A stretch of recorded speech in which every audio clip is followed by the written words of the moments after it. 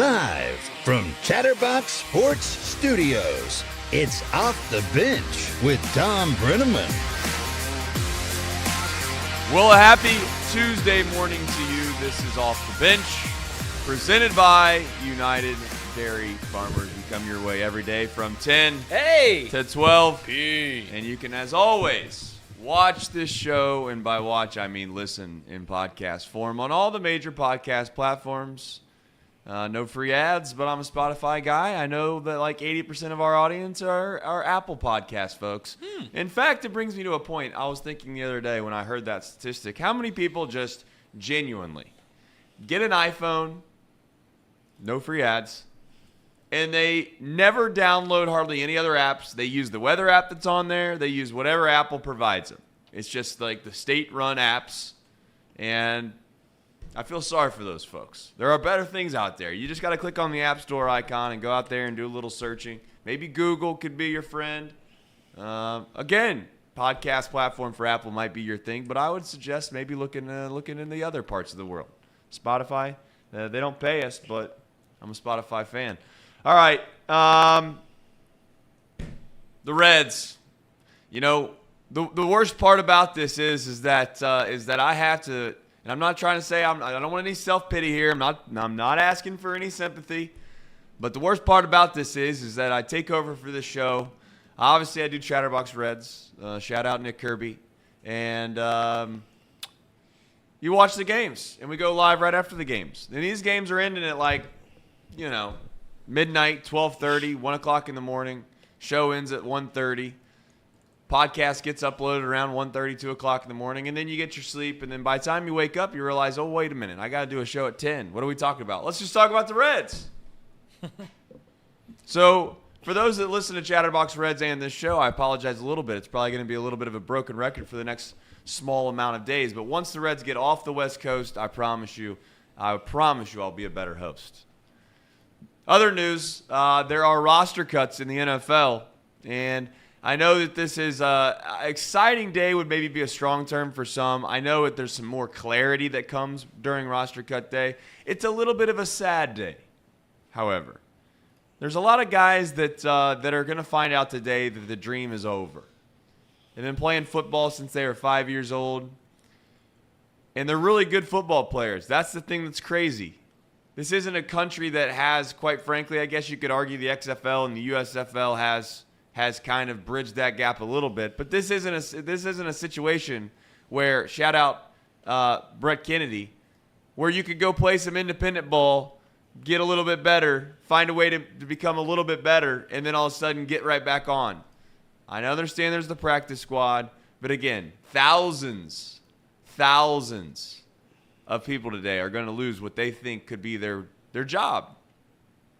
So, a little perspective to start the day. I'm glad to still have one. We had the match yesterday. No spoilers, but I do think in my heart of hearts that this match will be better than the other one. I think it'll be better than the other one. I really do. This one was it was something. It was something. And then, of course, at some point in this show, I'm sure WLWT, no free ads, will come up. Everybody in this office, and I say everybody as in Casey and Elliot, are raging pissed. Raging pissed.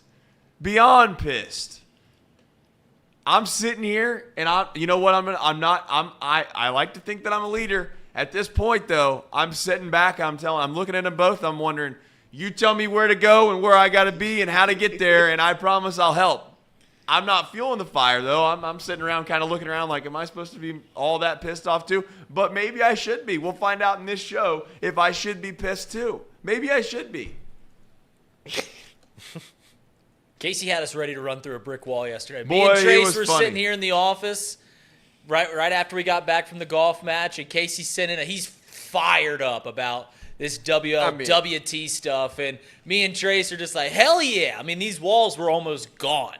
We were ready to run through them. I mean, it was complete malpractice, 100%. You don't even mention the people that are putting on the damn event. Like, it's a minute and a half story, right? It's at the top of the show, and they make this big deal about it. And they don't even mention Chatterbox. They mention the video board. They mention how awesome and fun it was. But they also like slid in there like it was a crazy mess. They could only put on one show because it was so unorganized. And that made me even more pissed because I'm like, they don't know what we had to do. Yeah. They don't know what we had to do to even put that on. So when Casey sent that text yesterday, I didn't really know what he meant. I didn't know if it was like a little 1 minute thing they do. I don't, because I don't. And this is no knock on local news. I support local businesses, local news.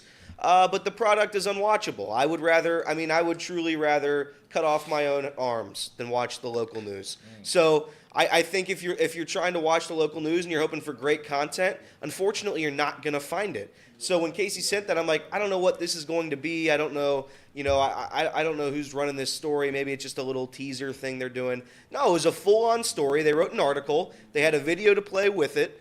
They interviewed people. They found people to interview, but they couldn't find the people who were responsible for the event?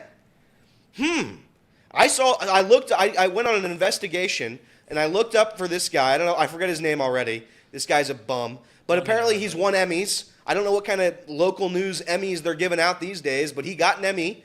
And, you would think like a big J journalist like himself would be able to be like, I'm going to write a whole story. I'm going to interview people. Maybe let's find out who's running the event. I'm going to make a story about an event. Somebody surely has to run it. It doesn't just appear. They mentioned a video board. Who owns the video board? Does that just pop out of the ground on short find? I don't think so. I don't think Wingstop's running out a video board at random times during the day. So I don't know. I thought Casey was right. I think Casey was right to be upset. Absolutely, he was right. I mean, here's the thing, right? We're a small business, and we're trying to grow and make a name for ourselves. That is a perfect time, a perfect opportunity. The 5 o'clock news. 5 o'clock is their prime time. That's when they get the top of their stories out. And that one mention of us, it was complete malpractice. It was. And the fact that they wanted to slight us without even mentioning our name, I mean, have the gumption, like, the fortitude, the gumption, the fortitude, the gall, the gall. I don't expect anything better from the third best local news provider in the city when there's only three. But WLWT, shout out to you guys. I mean, I remember waking up in the mornings for school. Like if there was snow and I would go to WLWT, I would check if my school was closed. That was the only thing WLWT has ever been good for. And now that's irrelevant too. So bye-bye. All right, let me paint the picture here. Some people are confused. Let Trace. me paint the picture. Explain this. Let me paint the picture.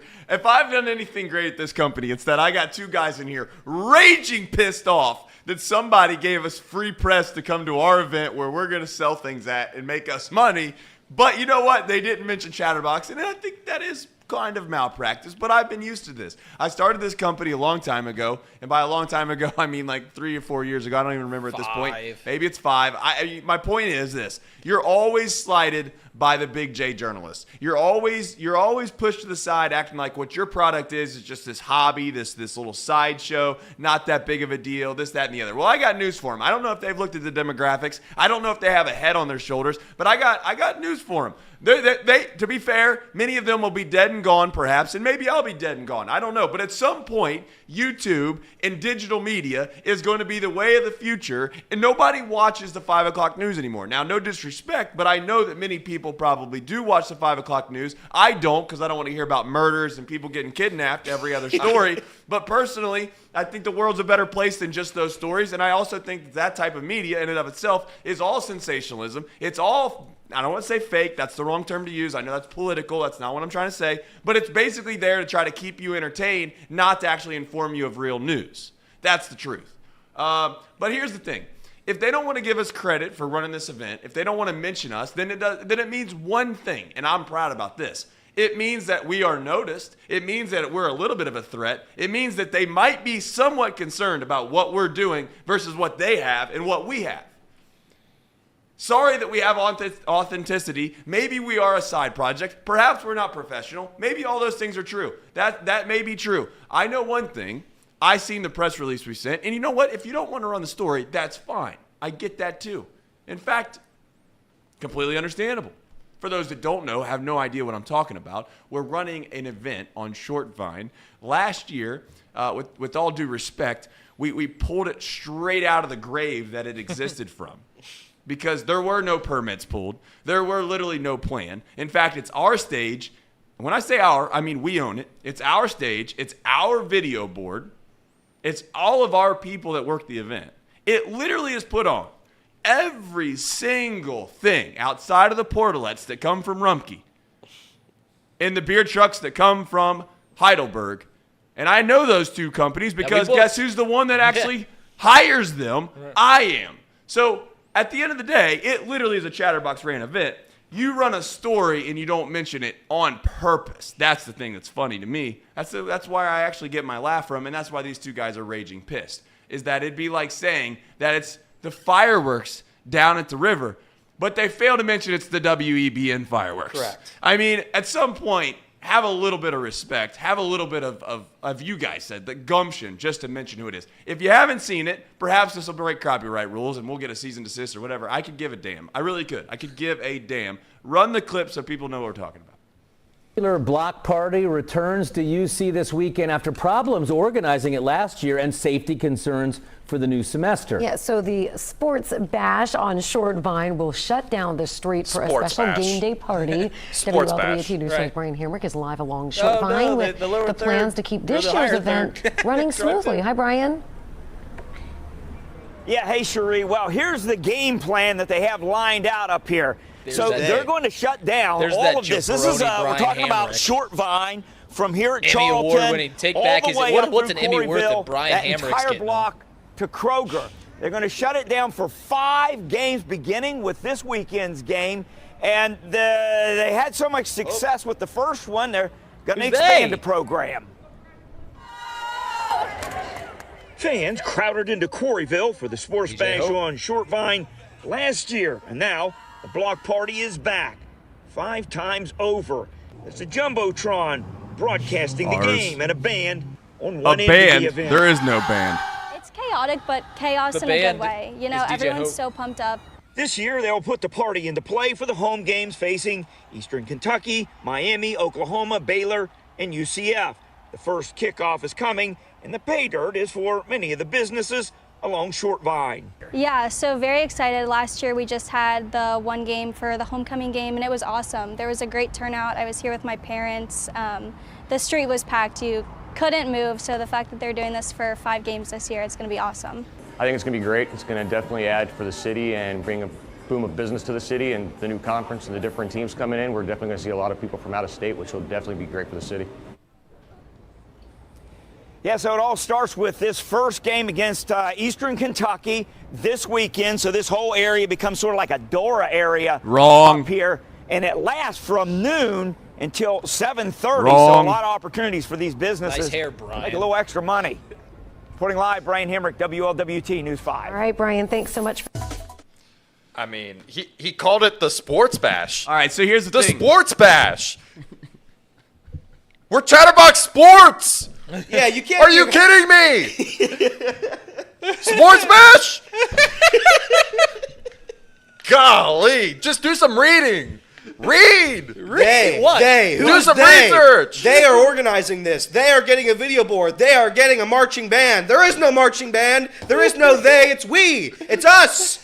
Cherie, Mike, do better. It's got to be better. I mean, this is terrible. I mean, listen, the local news, 15 minutes are murders, 15 minutes are the weather. Let me tell you the weather real quick. It's 67. That's how quick it's 67. That's a 15-minute segment on the local news. How cold is it? How cold is it, weatherman Bob? 67. 67 degrees. Why don't you look outside your windows? I mean, this is terrible. And then, again, I have respect for local news people. They try their damnedest. You have love for them, too. Yeah, I have love and respect for these people. That's where Give me a break. Your show's a joke. That's a joke. How he's out there on the street, his shirt's untucked, he's got no hair. And again, I respect people who don't have hair. I know people in my life who don't have hair, but he has no hair. I can't do this. I mean, we can't be running stories like that and not crediting the main part of the story. It's us, Chatterbox Sports. That's the story. The most egregious thing is that Brian hair plug over there got a freaking Emmy. What is that about? Take that thing back. Several Emmys? Several Emmys? Throw them in the river because that's what they're worth. Nada. Nothing. See you later, Brian hair plug. Anyways, so to be clear, if you watch that and you actually are trying to take some kind of actual real truth from it, there is no DORA. Okay, that's illegal. If you have any sense of a brain or understand how DORAs work, you got to understand that is actually proof through the state of Ohio and the city. You don't just get a DORA. So first and foremost, that is not true. It's not a DORA. We do have beer trucks on the street, and you can consume beverages on the street, but you can't take them off the street, and you can't bring outside beverages in. That's the rules. I do want to make that clear because ultimately that's probably, of all the things that he said, what's funny is there was a press release sent by me that morning just letting all the news stations know what it was, what it is, what to expect. A band was never in there. I don't know where a band came from. There is no band, all right? There is DJs. There's music.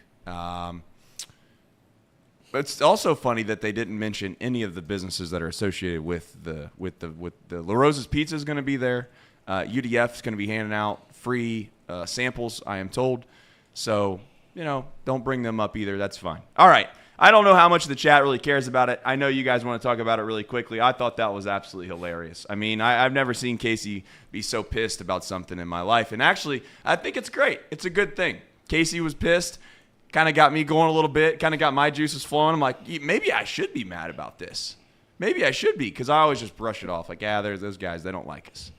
In fact, my favorite part, and I do appreciate Jolly Jolly tagging other guys, but Jolly Jolly, I know this is going to hurt your heart maybe, but the guy that you tagged asking for help down at WLWT, he called us minions 3 years ago. Actually, he called Reed a minion 3 years ago. Called him behind his back. Took a picture of Reed Mouse. This is a true story. People think you might not even know this story. So this camera operator at WLWT, I don't know why we have run-ins at WLWT, but we seem to have that.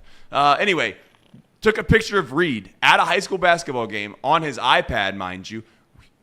And we told him to do this. Getting content, right? Yeah. All you were doing was taking a small little Twitter video for like 8 seconds of the end of a quarter so you could tweet it out. Instead of being boring like all the other, quite frankly, news agencies were in regards to Twitter. Instead of putting just like a one-line, Taft leads, Baden 35-34 at halftime, and that's literally a one-line thing on Twitter, we started being like, you know what, it needs to be a little more, it needs some more flavor. Let's have the score, but below it, let's put like the last 8 seconds of the quarter as a little short video because it's a little more interactive. You're going to get some more engagement. Now, they might not know a thing or two about that, I understand. However, this guy decided he was going to take a picture of Reed on his iPad, assuming I think he thought that you were trying to video the game like you were going to drop a news highlight later in the evening, and said, look at all these minions trying to be like something said, us. Look at all the professional minions. # everybody wants to do it.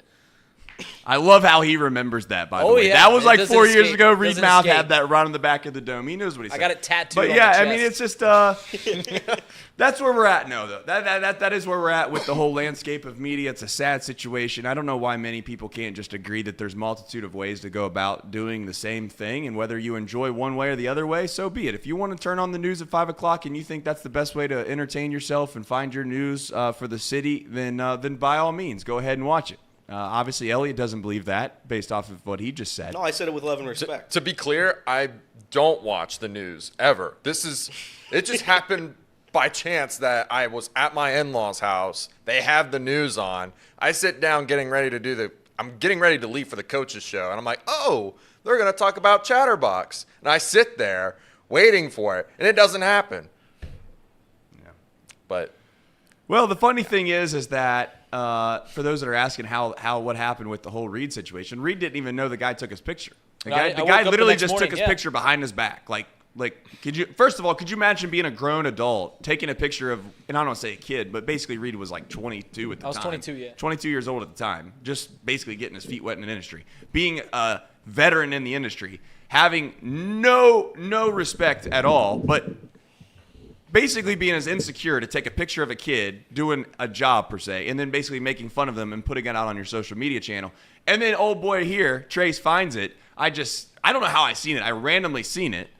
And I was like, wait a minute. I don't think that's a minion. I think that's at Reed Mouse. And then all of a sudden, I will say, luckily for him, this was our early days, so he only got like a select few people on him. But if that would have happened today, I'm pretty sure he got dunked on. He got dunked on pretty hard. I get that, but I'm saying in general terms, if it would have happened today, this chat would have eaten him alive. Now, half of them wouldn't have, because they would have been like, yeah, fire Reed. But, you get my point. All right. Let's start with the Reds. I know that I know many of you, especially Ron, of all people, want to talk about Cincinnati sports, and we do too. Unfortunately, there's nothing really all that great to talk about with the Reds, if we're being completely honest. We did a little bit of research. We actually, and I say we as in Elliot and Reed over there, kind of were digging through some numbers. There are some interesting things about this Reds team, and basically the offense is where we start. It is the sole reason, in my opinion, as to why this slide has happened. It's why it's continued to happen. And like I said yesterday, I'll say the same types of things I said on the show that I'll say here today, and I'll turn it over to you guys to kind of paint a little bit of picture around what this Reds offense has done from a statistical standpoint. I feel like we've walked into the hospital, right? And you have a loved one there, and hopefully you've never had to handle this or deal with this in your life. But if you have, you'll know what I mean. And maybe it's a little too heavy for me to kind of use this as a sports analogy. But you walk into the hospital, and the doctor comes out about a loved one, and he says, hey, here's the problem. This is the situation. It's not looking all that great, but we'll keep an eye on it. And you ask the question, like, well, what can we do to fix it? How can we help? Like, what is there that you could possibly give this said person, whether it's drugs, whether it's therapeutic ways of healing them? What can you do? And the doctor just says, there's nothing we can do. That is where this Reds offense is. There's nothing. There's no bullets in the chamber, people. Now, maybe you could convince me that if they call up Jose Barrero, and I know many people are laughing now. Jose Barrero has played better. Maybe you convince me that maybe Jonathan India will be ready in a short order, 4 or 5 days from now. I don't know if that's going to be the case. Maybe you could convince me Jake Fraley is going to come back against the Cubs and be the old Jake Fraley and hit the ground running with a broken toe. I don't know if I'm buying it. But we are who we are. Matt McClain is on the 10-day IL. And he's got an oblique injury, which if you know anything about oblique injuries, 10 days seems a very fast turnaround. I don't know if it's going to be 10 days. It seems a little more likely that they put him on the 10-day IL, just praying and hoping that he could possibly be back in 10 days. So that's what they did, and after 10 days, they'll reassess the situation. I just have a hard time believing that he's going to be back in 10 days. We shall see. Mr. Mo, thank you for the super chat. Anchorman style brawl. Reed versus fake Emmy. I got Reed. Hairless Hamrick. I got Reed. too. Hey, boxing and fighting is a young man's game for the most part. Now, clearly, you can have some experience in your life, and maybe that'll help you. But more times than not, the younger, stronger person wins. That is Reed. All right, guys, paint a picture around this offense a little bit. You guys came up with some stats that I thought were relatively interesting, and it doesn't really help. If you're looking for optimism, this doesn't really help, does it, Elliot? No, it doesn't. So I have this stat here. And really, since the All-Star break, it's been a disaster. The Reds have now scored 3 runs or fewer in 21 of the 42 games since the All-Star break. In those 21 games where they scored 3 runs or fewer, the Cincinnati Reds are 1-20. 1-20 when they score 3 or fewer. Since the All-Star break, weighted runs created plus on Fangraphs out of the 30 teams in Major League Baseball, the Cincinnati Reds are 28th. Only 2 teams are worse. Now, granted, one of the teams that are worse than them, they are currently playing, and the San Francisco Giants. But, yeah, not good. I mean, 82, so 28% under league average, or 18% under league average. Just not good. This was the pride of the team was how well they hit. And like I've said, when you have young guys, they're going to go through slumps. When you have injuries and the team's not that depth, you're going to have some problems on the offensive side. And that's just where the Reds are right now. It's just very early on in their window, and when it's early on in your window, it's normally youth and it's normally lack of depth, and that's just where they're at. Yeah, I don't think, and again, at some point, this is who you are. When you're 42 games past the All-Star break and literally half the games you're not scoring any runs, that's just who you are. There's not any certain number of players that you can call up. You've called everybody that you can call up. Jose Barrero's not fixing the offense. Trey Mancini's not fixing this offense. There's nobody at the deadline that fixes this offense. You would have to seriously overhaul the lineup. which is not what's happening. Now I know the injury bug unfortunately occurred at the worst possible time. You lose Jonathan India, you lose Jake Fraley, you lose Matt McClain now, and you've been losing guys periodically throughout the entire season. Really, some of them fake. Shout out gastritis. Some of them real, but it's at this point right now you're dealing with a ton of injuries. The offense can't get anything going, and I don't think it will get anything going. I think Ellie De La Cruz, his at-bats, he's just gotten progressively worse as this season's gone on. I believe in Ellie De La Cruz. Ellie De La Cruz will probably be an MVP one day. But Ellie De La Cruz right now, his at-bats are not serious. He is swinging at baseballs that are bouncing 15 feet in front of the plate. You look at Christian Encarnacion Strand, he's looking at balls right down the middle. I mean, there's really no set guy on this lineup you feel confident about other than Will Benson and maybe TJ Friedel. Spencer Steer also. But outside of those three guys right now at this very moment, there's nobody else on this team that you can rely on to produce hits, to get on base. So I don't know. I think right now you have to just try to fight through the pain. The pitching's keeping the Reds in ball games. Every game from this point on, I firmly believe is going to be close. It's going to be competitive because the bullpen's been phenomenal. And the starting pitching, believe it or not, has been phenomenal since the All-Star break. It's a top 10 ERA as a club since the All-Star break. So do I think the Reds are in a bad shape? Yeah, I think the offense, if you can't score runs, this was my knock against the Brewers all season. You just can't score. Unfortunately, now the Brewers are scoring runs. So if you can't score, you're not going to win any games. Trent Dilfer. For what it's worth, weighted runs created plus right now, Reds players, Ellie De La Cruz has the exact same RWC plus as Stuart Fairchild. He's the exact same hitter. He's been that can't happen. Yeah, he's been the same hitter as Tyler Stevenson. Tyler Stevenson's like 2% worse than him right now. It's 88 compared to 90. It's just not very good for Ellie right now. Yeah, I mean, that's part of being a rookie, as we all know. But I think that Matt McClain he basically ruined it for all the other rookies, right? And then Ellie came up and he played so great that he started to create this expectation around the city where, in our mind, and I was right there with everyone else, that every time a rookie comes up, they're just going to start tearing it up, and they were going to be basically an adrenaline shot to this Reds ball club, and that's not been the case. It's never good when you're relying on guys like TJ Hopkins. TJ Hopkins is a guy, when you go to his baseball reference page, has a Chattanooga Lookouts hat on. And on top of that, if you're asking how many doubles he's hit this year, the same as Elliot. How many triples does he have this year? The same as Elliot. How many home runs does TJ Hopkins have this year? The same as Elliot. And he's got one more He's got one more RBI than this office combined in the major leagues this year. So at the end of the day, let's face it, Reds offense, they need guys to get healthy. You know, it reminds me, and I know people probably think that I'm being over the top with this. It does remind me of the Cincinnati Bengals from last year a little bit, in the sense that once you have so many injuries on a specific area of your ball club, you just kind of like laugh. It's just kind of like, okay, well, you can't prepare for this. You can't expect Duke Tobin to go out and have 10 offensive linemen if 3 or 4 or 5 of them get hurt, and you expect these guys to be plug and play. Now, maybe that's not the perfect analogy, but that's how I feel. The Bengals offensive line last year had some injuries, as we all know, and the Reds at this point have some key guys that are contributors to the offensive side, none more so than Jake Fraley. Jake Fraley probably was a guy that's been slept on for all year long for Reds fans. I think that we called him Rake Fraley. We gave him his credit. We properly gave him his due, but I don't think we really knew how important he perhaps was to this team. Jake Fraley, we've missed him. And I'm not all that convinced. And again, maybe it's toxic Trace, maybe it's pessimistic, but I'm not all that convinced a guy with a broken toe is going to come back to the ball club and be this saving grace, if you will. So is it over? Is it casket time? Is it coffin nails? Maybe. It could be. But they are 4-4 on the road trip, which is a wild thing. That's what Nick Kirby would tell you. They're 4-4 on the road trip. If they find a way to win, 2 games in a row against the Giants, you'd say that's a huge success. And then they come back and they play the most meaningful series of the year. So, do I think they're dead? No. I'd say they're 5 feet under, though. They're 5 feet under. They got 1 foot left. We'll see if they can figure a way out. At this point, though, the one thing that is a little disheartening is the division's over. The division is completely locked up.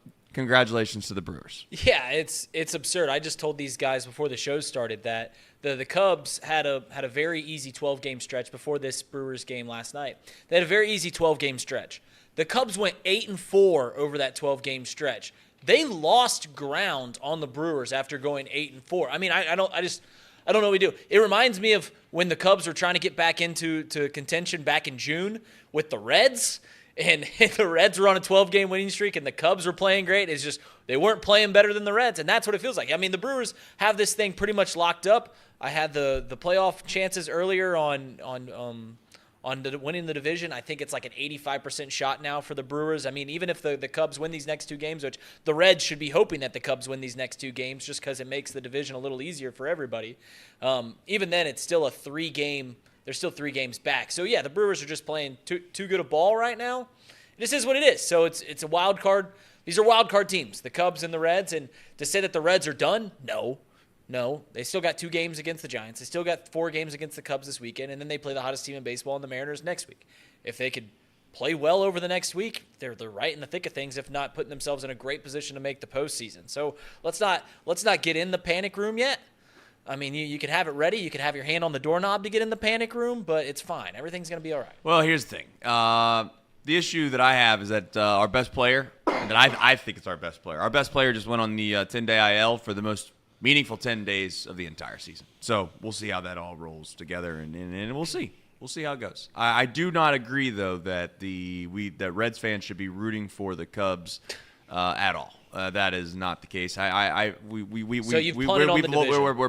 punted on the division. Let's punt. That's all collectively Reds fans. Let's do this together. We're punting on the division. We're focused on the wild card. We need the Cubs to lose every single game of the rest of the year, and then we need basically maybe the Giants and or I guess you could say who's ahead of the Giants. Diamondbacks. Yeah, Diamondbacks. Thank you. Struggle. The Diamondbacks to falter down the stretch as well. At some point, though, what are we all trying? What's the goal in mind? What's the end prize? That's kind of like that's kind of where I'm at too. What do we really want to like play? Of course, we want to make the playoffs. I sound like an idiot, but my point is like I just want to play good baseball again. That's where I'm at. Yeah. I mean, I get the playoffs. I get it. It's like exciting I'm tired baseball. of rooting. I'm tired of rooting for the other teams to fail. I'd rather just watch the Reds win. And I think we're in a position right now. The reason all of us Reds fans are just looking around, looking at box score or looking at the scoreboard, we're hoping these other teams lose, is because our team's playing so bad that we're just praying to God that they can tread water long enough to find a way to win some games. And Casey will remind us, September's coming. Casey. Casey should be taking a victory lap right now. He correctly predicted the downfall of the Cincinnati Reds. Hey, he predicted that the Reds would win 90 games, though. Well, yeah, but that projection's projection's probably not going to happen. He predicted the Reds would lose 6 of 8 series. Don't stop now. You got to go all in on You're this. right. He'll go in a second. Let me set this up for him. He predicted the Reds would lose 6 of 8 series. 2 of the series being splits. The Reds have won 1 series in that span. No, 2. They've won 2 series in that span. Everything else has been losses. Yeah, he then predicted the Reds to go on perhaps the most historic winning streak in the history of the sport in September, winning 25 of 30 games. Listen, Casey, don't let them give you crap for this. I'm giving him props. He predicted this. He's mad at you because you accurately predicted that the Reds are going to win the division with 91 wins. Now, listen, I didn't say that they would win the division. I just said that they would make the playoffs. I actually said on that Friday show, I thought the Cubs had the best chance of winning the division. Well, they're done. But they lost game 1 against the Brewers last night, right? So, I mean, I don't know. They finished the season against the Brewers, too, so there's still some time there. But Brewers are starting to get hot. Here's my thing, guys. They play the Mets, the Pirates, the Cardinals, and they play them a lot. Those teams stink. I mean, if they don't get 15 wins out of those, like, 5 series at least, then – you got to start worrying about next year, in my opinion. Oh, no. You got to start worrying about next year. You got to start worrying about next year. We're skipping winter meetings. We're doing everything. Listen, they should be competitive. They should be competitive against the Cubs at home. They should be competitive against the Pirates, the Cardinals. Minnesota. They should be competitive against Minnesota.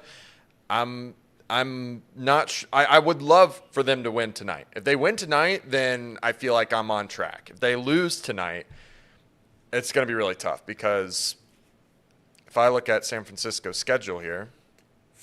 For what it's worth about the Cubs and Reds, while you're looking at your San Francisco schedule, is that the back end of that series, it's going to be Graham Ashcraft and Andrew Abbott versus the back half of the Cubs rotation. But go on. Well, I was mistaken because the Giants have a really tough schedule. I mean, they play the Cubs, then they play the Diamondbacks and Dodgers. They play the Padres, which I don't know if people still believe in the Padres. Cleveland. Padres are dead. Their only really easy game is Colorado. Yeah, the Giants. I think the Giants are dead. I think they're bums too. So I think the Giants are done. Right now, it's between the Diamondbacks and the Cubs. I think the Reds are better than the Diamondbacks. We have the tiebreaker over the Diamondbacks. Right now, it comes down to that 4-game series with Chicago. Casey predicted, I believe, a 4-game sweep. Hey, so we'll see. We'll see. We shall see. Chi-Town Real Estate comes in here every single day, more loving than I think our spouses, quite frankly. He says, "Good morning. I love you." We love you. We love you too. I love Chi-Town. you. I don't know about. Again, I do love Chicago, the city. As far as the sports teams that play in it, maybe not as much. So Tracy, really quickly, okay, go ahead. really quickly, if it is just between the Cubs and the Diamondbacks, the Cubs play the Diamondbacks 7 more times. Yeah, the Cubs have a tough September. We could just root for one of those teams. Yeah. And just hope that they smash. I mean, I would. So this is what I would propose as Reds fans, and to let Reed's dream come true. Nope, don't do this, Casey. No. What are you doing? Don't do this. Don't do this, Casey. Let's do the opposite. Let's let the Cubs really do well. I died in Chicago. Really well. I died there. And then a part of my soul let is the Diamondbacks. Let the Diamondbacks die. We're going Friday. And that creates a path for the Reds to get that last wild card spot and maybe a chance later on that they play the Cubs. A Cubs-Reds playoff series would break me. will break this studio, guys. Yeah, that wouldn't be good. We can't Casey. do that. Elliot, I love you to death. We would be fighting like me and Hairless Hamrick are going to fight later on this year. No, yeah, Hairless Hamrick, that guy's a bum. But no, I think if you think about the Reds versus Cubs, what's happened so far, and really what's happened in the past 5 years or so, it's electric. The Cubs fans infiltrate. They infiltrate. They travel down from Mason and they infiltrate the ballpark. I think it would be chaos, Casey. I think that would literally be my nightmare. A divisional series for the playoffs would end my life. We're going to the day game Friday. We all got tickets Trace, already. are we going to do that? Are we going to recreate what happened in Chicago? We all got day game. We all already got tickets for the Friday day game. We hop off the show. We ride on down. We do the game. Everyone really does? Everyone has tickets. Yes. We were all going to go to. We were all going to go to that game, and it got rained out. This was pre Elliot, right? Yeah. Okay. Yeah. I mean, yes. So the yes. will you be with us, or are you going to go sit by yourself with your family, probably? Sorry you hate us, Trace. Yeah. God, no, I don't know. I don't want to put you on the spot. That was an easy question. I don't want to. You sit with us. I don't want to put you on the spot. I don't want to. We love you more than your family does. My question to you guys is are you gonna? This is gonna sound a little out there, but I just don't know where your seats are. Where are your seats? Well, it's a Friday day game. I'm going to sit wherever I want. Right. I'm going to sit exactly wherever I want. Casey, you going to the game? I do not have a ticket. Well, we'll get you a ticket. And Bobby C's giving them out for free now that the team's bad. So we'll see. I think that'll be fun. Go ahead. I was going to say, can I tell a story on myself about this series? Yeah. So Monday is my wife's birthday. And what am I getting my wife for her birthday? Cubs Reds tickets on Sunday. What a good husband I am. Husband of the year. Dream. Right? It's everyone's dream. I'm sure Mariana's going to love it going to a Cubs Reds game this Sunday. Hell yeah. Hey, we got 133 people in the chat right now, which is very, very nice, impressive. Do me a favor and hit the like button if you haven't already. That would be very, very, very kind. We just had breaking news. Casey McAllister has it.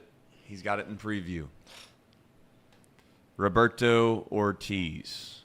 You probably don't know who Roberto Ortiz is, but here in a second you're going to find out. I don't really like making a big deal about this, but I will say if you want to feel better about yourselves, it's a lot harder to win baseball games when the guy that's behind the plate isn't calling too many things in your favor. Go ahead, Casey. Put up who Roberto Ortiz is. If you watched the game last night, he was pretty bad. He was pretty bad. In fact, he's probably one of the few guys when I was watching that game last night where I was like, you know what? I think maybe I am for this whole automated strike zone thing.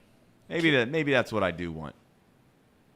Yeah, I mean, being an umpire in the MLB is a lot like being a reporter for WLWT. Just there's no merit to it. You're gonna put out a bad product, and you're still gonna get paid. That's similar to what's happening right now with umpires in the league. I think you need to bring up robot umps out today.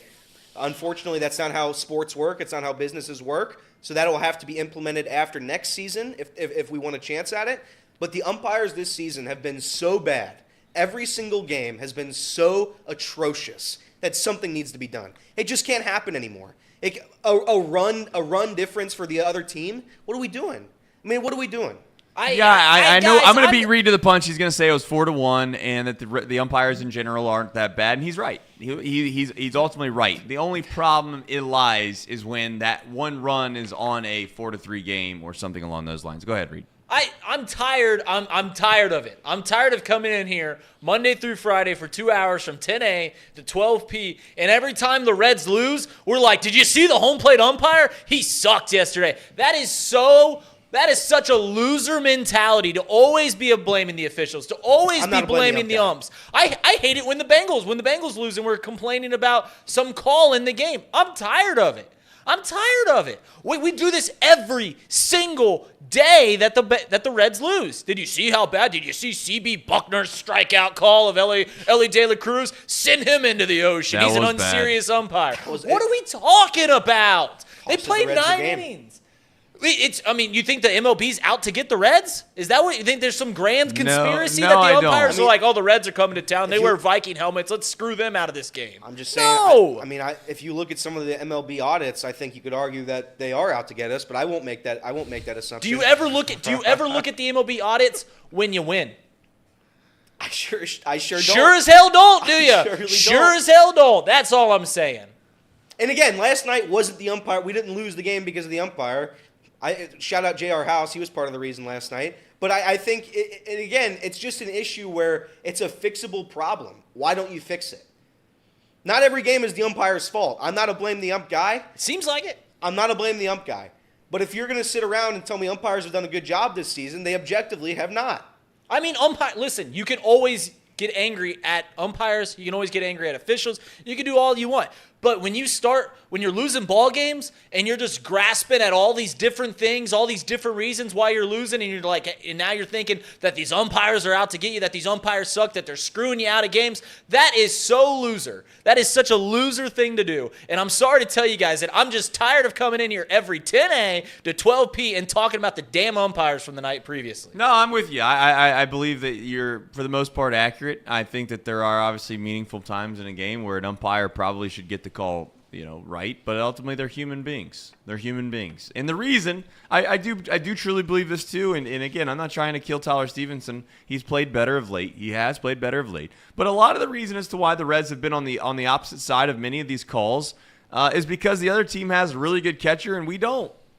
We just objectively don't have a good defensive catcher. In fact, I was watching the Diamondbacks catcher the other night, that 4-game series that we had with them, and I just was thinking to myself, dude, is this like a normal thing? Are guys this good defensively in the big leagues? They're just picking balls left and right? Like, Is this normal? Or is this guy just like a true Gold Glover? Is he Tucker Barnhart 2.0? That's a little bit of a bit because Tucker Barnhart didn't deserve any Gold Gloves, but that's here nor there. I don't know. I'm not going to sit here and say the Reds are losing because of umpires. I don't know if that's what Elliot's saying. He's just taking out some frustration, perhaps. But here's the thing I want to mention.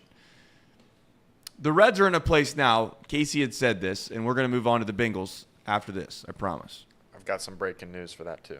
Last point about the Reds before we get into your breaking news. The Reds are in a spot now where they're going to have to make some tough decisions if things go a little bit south in the next call-it week. Andrew Abbott needs to miss a start. He's got to miss a start. Do you want him to miss a start against the Cubs? Probably not, but this guy is reeling. He's not been good of late. This is the most innings he's thrown by far.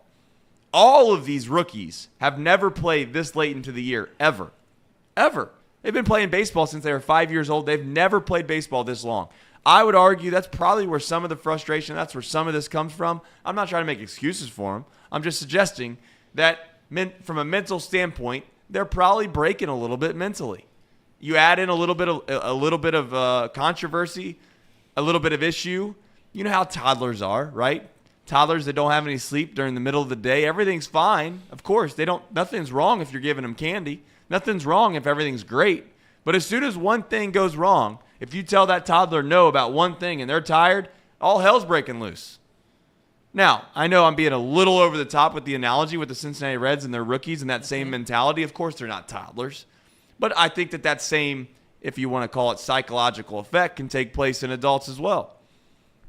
So we'll see how it ultimately goes. I just want to end it by saying I promised myself before this year started that I wanted to just see what this team had, and I wanted to know what we had going into next year, and I think that question has been answered. It has been answered. We know what we have. It's a matter of now, can we go out and get the missing pieces? I think the missing pieces, quite frankly, start at catcher, and they start with some outfield power bats, and then that's the answer.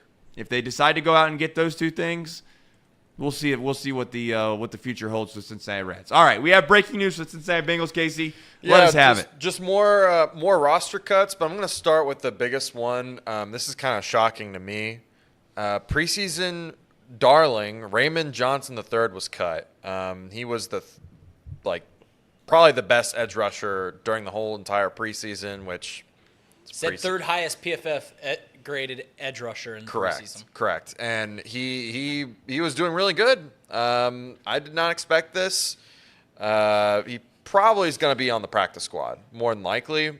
I thought there was a chance that he could make the starting roster, but basically what this means is that they've probably gone the route of signing Jay Tufele instead, which is fine. I mean, it's just more depth on the D tackle instead of the defensive end. Hakeem Adeniji was cut. Whoa, that's a big name there. I don't know if we went over all the cuts so far, so I got them on. If you want me to run through them, I've got them. Okay, Trevor, we cut Trevor Siemian and Reed Sinnett. So Jake Browning's going to probably take quarterback 2 unless they go and get someone else. And then Reed Sinnett's going to be probably the practice squad QB, unless Trevor Siemian takes that, unless he wants to be a practice squad QB, Correct. Which doesn't seem likely. It seems like he might go somewhere else, but regardless. Then Devin Asiasi, he was a backup tight end. He had some snaps starting for us last year, obviously. But I already said Hakeem Adeniji. Terrell Basham was last night. Alan George, Michael Thomas, that's a big shocker too. Michael Thomas, veteran safety, really good special teamers. He has also been cut. And that's all the cuts I have as of right now. I will do a refresh and get back to you later on that. But, the Bengals making roster cuts. Some shocking, some not so shocking. I'm kind of glad that they decided to part ways with Adeniji. Maybe he ends up on the practice squad, but, I mean, a lot of the offensive line depth has just been terrible. I wouldn't be surprised if they try to go find some guys that were cut from other teams to try to help fill in some of those holes. I don't have any of those names off the top of my head right now. I haven't looked at the cuts on other teams, but that's what I would be looking for if I were the Bengals right now. For an NFL casual a little bit like myself, when you get cut and you get assigned to a practice squad, do you get the opportunity? I assume you get the opportunity. Is it similar to like a waiver wire for Major League Baseball? I think you're a free agent. Okay, right? But then you can then get re-signed for practice squad. But if you get cut, point is, if PFF has this guy as a third-rated defensive end in preseason, you'd like to think that maybe somebody would like to give him a chance to make the 53-man roster on one of these teams. Right. Does he get free opportunity, I'd assume, to go sign with any other team before he's automatically stuck on a practice squad? Yeah, it's not that he gets an opportunity to sign with whoever. The team has to claim them, and there's a priority list it's a waiver wire, Gotcha. just like in Yep, understood. Yeah, like so fantasy football-ish. Yeah. And usually it's the worst teams that drafted have top priority, I believe. or maybe it's the inverse, like the teams that drafted 32nd have the top priority and then it goes on. I don't remember how it works, but yeah, so he could get claimed. The hope is that the way that it's structured now, where there's a mass cut and there's not just cuts that happen throughout the preseason, that some of these guys sneak through and, there's a lot of names now instead of there being like a trickle effect. So maybe that's what they're hoping for by cutting these guys early, that they can sneak them on the practice squad, try to, trick the other teams into forgetting a name or something like that. That would be my guess as to why Raymond Johnson was cut. But that's pretty much how. Casey, of all those guys, which one are you obviously the most concerned about losing if they were to go and sign with another team and the next thing you know they have a good career and or they have a great season that you're like, man, we should have. What were we thinking? I mean, it's probably Raymond Johnson. I mean, there's always a guy, though, it seems like every year with the Bengals that has a fantastic preseason, really good, and specifically edge rusher. There's always seems to be a guy that just really shines during the preseason. I don't have those list of names right now, no free ads, but someone like Goodberry, he's gone through this once or twice.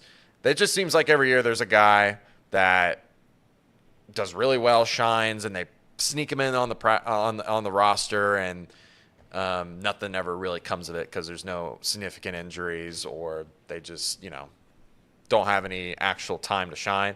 Now, Osai got hurt, and now we're potentially having to play Miles Murphy, who does not look ready at all to get those starting snaps. That's why I'm concerned, is because I think Raymond might be more ready, just based off of how he performed in the preseason.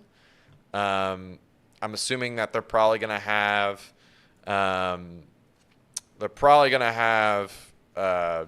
Cam Sample play a lot more snaps. They'll probably have. It's hard to tell because I thought Jeffrey Gunter didn't really have a great preseason. I don't know why he didn't get cut. I mean, there's Trey Hendrickson, Sam Hubbard, obviously starting. Joseph Osai is hurt. Miles Murphy's probably replacing him. Cam Sample.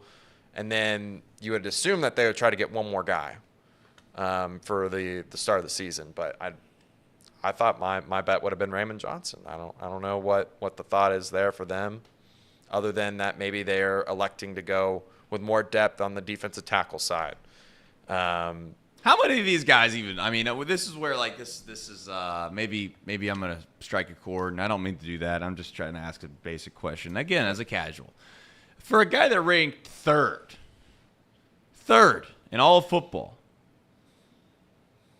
on PFF, which is a fair place to look. I'm not saying that you should say, hey, that's the holy grail. No matter what happens, you should trust these guys, this, that, and the other. But a guy that's third gets cut off your roster.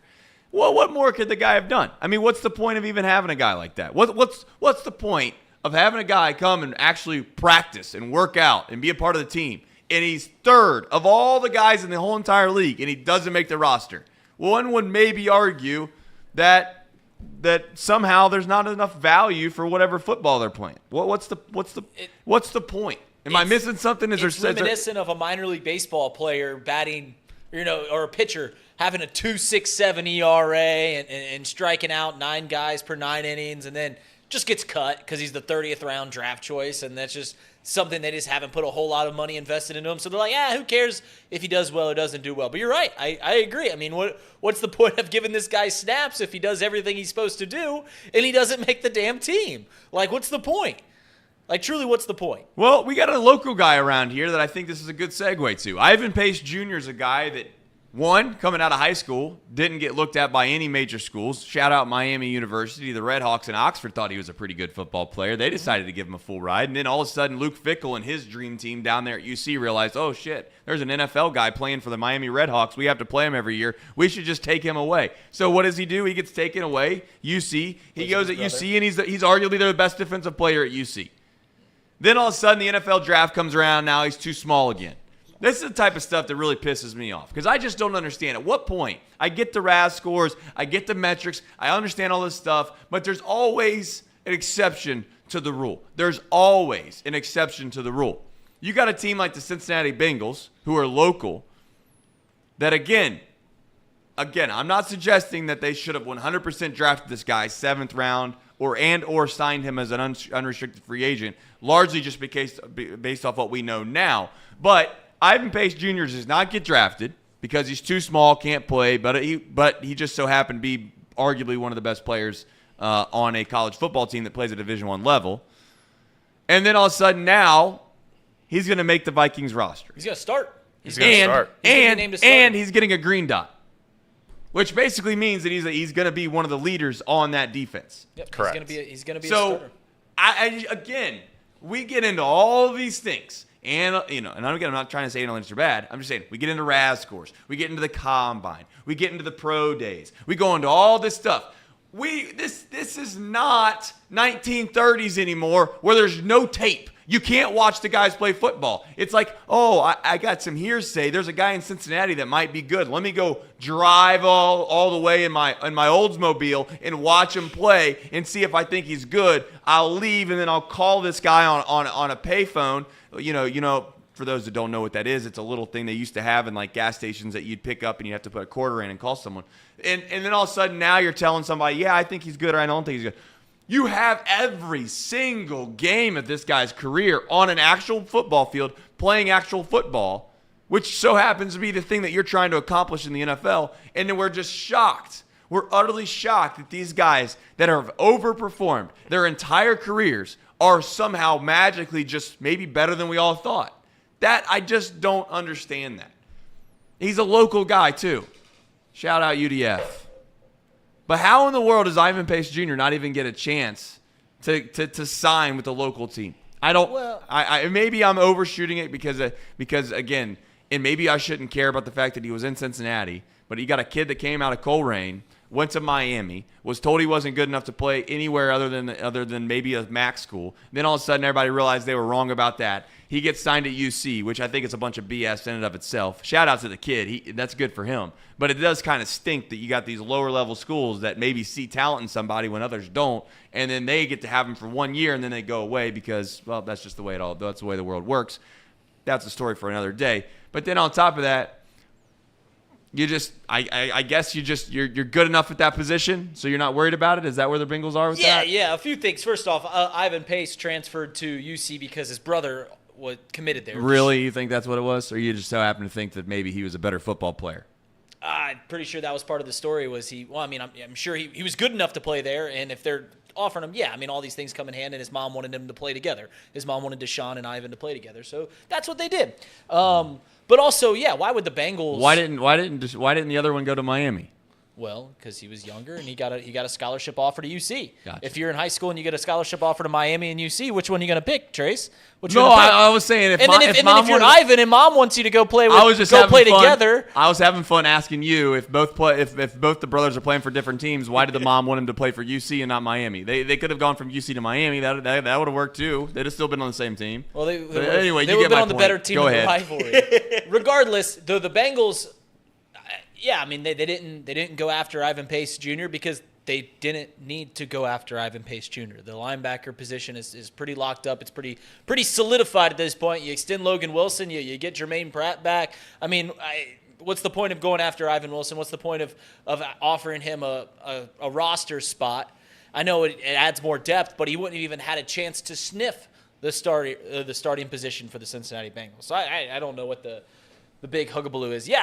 For what you were saying about what more can you do as a player, you're right. What more can you do as a player for Raymond Johnson? If he's playing well on the field, he's just not given an honest spot. But as for Ivan Pace, why would the Bengals go out and sign him? It's just like the Wyver thing and cut days. The same thing happens after the draft. They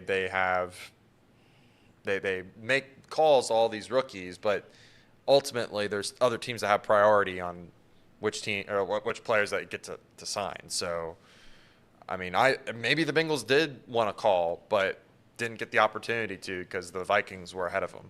So, we don't know that for sure. But Shout out to Ivan Pace. Shout out to Ivan Pace. To go undrafted, and now you're going to start for the Minnesota Vikings, who won 13 games last year. That's an incredible story. That is a truly incredible story, and really a testament to the football that we have here in Southwest Ohio. Yeah. Well, I think that there's a lot of guys that have chips on their shoulders their whole life, and they're told they're not good enough at something, and then all of a sudden they just keep proving people wrong. And obviously, Ivan Pace Jr. has been that guy. This isn't the first time. Now, granted, if you're getting a Division I scholarship to go play football, you're talented. It's not like you're a nobody. We get this. Isn't Rudy? Okay, this isn't Rudy. Rudy's a little bit of a different story. But, I mean, Minnesota's defense was horrendous last year, so that probably has to do some with it. I knew they won 13 games, but the defense wasn't a large reason as to why they won 13 games. So shout out to Ivan for getting an opportunity, and he took advantage of it. All right. Do you think Deshaun will join his brother in Minnesota? Maybe. I mean, that might be. Are you laughing at that assertion? That's literally the story. I remember reading a Cincinnati Enquirer article about how his mom wanted them to play together. I don't know why that's silly. It's not silly. I'm just asking a question. Do you think they'll play together in Minnesota too? You can't get through. I don't know what's silly about that. About saying that. Nothing. I was just making it a little silly. All right. By the way, breaking news regarding non-football, if that's okay. I hate to transition here. Casey, I just sent you a tweet real quick. Yep. Okay. Ryder Cup picks have been announced. Wow, whoa, don't break this to me. I want to see this live on the air. Right. I want a reaction. All right, before you show me those, I want to get this take off my chest. I have a feeling Justin Thomas is going to be a part of that. I understand the concept of why you'd want Justin Thomas. He's got experience. He's a guy that, quite frankly, has done it before. He understands the moments that exist within the Ryder Cup, but he's played horrible golf. And it feels like such a just good old boy network pick. I would be shocked if Justin Thomas isn't on this list, but quite frankly, he shouldn't be. He's played such bad golf lately that it's hard for me to imagine him playing even remotely close to the level that he needs to play for the U.S. Might I remind you, the U.S. hasn't won basically since we've been born over across the pond in the Ryder Cup. Dig that up, Elliot. When was the last time the U.S. won the Ryder Cup overseas in Europe? I genuinely think it's been like 1990s. In Europe. Nope, hold on. You got to look back.Got to go back far. I'm sure someone in the chat probably already knows. I don't want to look at the chat right now because they're going to ruin this for me. So if you don't love golf. 1993 was the last time the United States Ryder Cup team went into Europe and took the Ryder Cup. That is unbelievable. For those that don't understand what the Ryder Cup is, let me paint a picture of what it is and why you should get excited about it and why you should probably watch it. Because if you like the Olympics, right, and you like sports, then you're going to like the Ryder Cup. The Ryder Cup is just different golf. The atmospheres, the intensity, how much guys get fired up, it is completely different than normal golf. The crowds are loud, they're raucous. They legitimately try to create a home field advantage for their said team, right? In the United States patrons are absolutely giving the Europeans hell, rooting on the Americans, and then it's vice versa when you go overseas. It is the best form of golf, in my opinion. It is the absolute purest, best form of competition in golf. And I think that it's coming up here in a couple weeks. And in my opinion, in by a couple weeks, I think you guys probably have the date on the. Do you have the date? I think it's. I'll let you say it so I don't ruin it. But if you've never watched golf religiously, you don't care about it. You say, "Hell, Trace, I could care less about golf. It's gross." Just do me a small favor. A small favor. They're going to be overseas. The timeline on when these matches are going to be played are going to be probably like a little unique. They're going to be I would assume they're going to be in the mornings. Yep. They're going to probably be early mornings. You wake up, get your cup of coffee. There's not going to be any other sports on right now that's relevant. Watch the Ryder Cup and tell me that you don't enjoy it. Because you're probably going to find yourself. Now, if you don't know golf at all, you obviously have to learn the game. That's going to be a little more difficult perhaps. But it's match play style. And there are different formats of how they play. And they kind of it keeps itself entertaining. There's a morning session and an afternoon session, and then you have singles, which is an event on Sunday where they play match play against one other player on the opposite team, and you get a point for every match you win. You get a point for every match you win. The team that has the most points at the end of it, they win. Now, I know I just gave a synopsis on what the Ryder Cup is. Those that watch the Ryder Cup are probably like, okay, Trace, let's get to it. All right, Casey. Friday, September 29th to Sunday, October 1st, Ryder Cup. If Justin Thomas is on this list, I'm going to be disappointed. Justin Thomas is the first guy on the list. Morikawa, Koepka, rightfully so. Jordan Spieth, Ricky Fowler, and Sam Burns.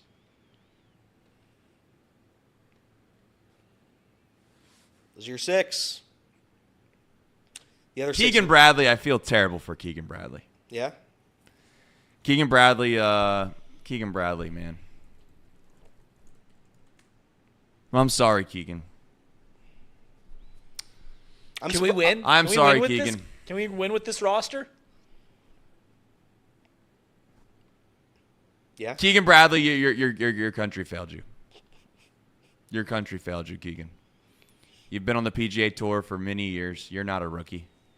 You're a well-established veteran. You've played on tour for a good bit of time to where you've been pretty damn good for a long time. This year, you've been unbelievable. You outplayed Justin Thomas about as much as you could outplay anybody on the PGA Tour. Keegan Bradley's been dreaming of being on the Ryder Cup, wants to be on the Ryder Cup. Every young kid that grows up playing American golf wants to be on the Ryder Cup. And I get it. Justin Thomas is a big name. I understand you could argue Justin Thomas could play 3 days and play better than anybody else. I don't see it. Justin Thomas has been abysmal. He's been garbage. He's basically been Will Myers. That's what Justin Thomas has been. Oh, man. What a shot. It's the truth. You're supposed to be one thing, and you're not. This is a 3-day event. This isn't about a career. People want to sit here and make this out to be something along the lines of, well, Justin Thomas is way better than Keegan Bradley. Well, yeah, he probably is. He probably is. No spoilers, but as you'll find out, it doesn't matter on a one-day match. It doesn't matter. It doesn't matter how good you are.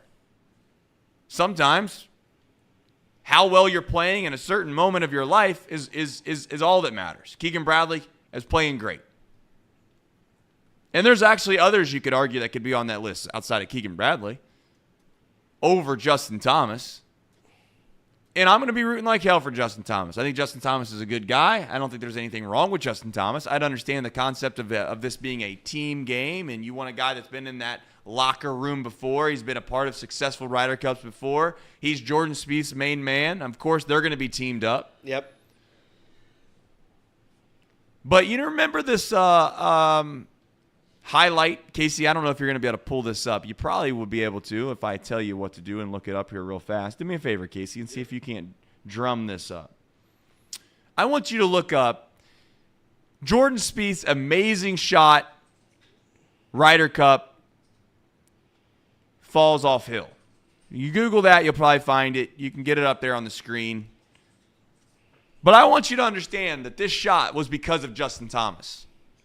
The reason Jordan Spieth had to hit this shot is because of Justin Thomas.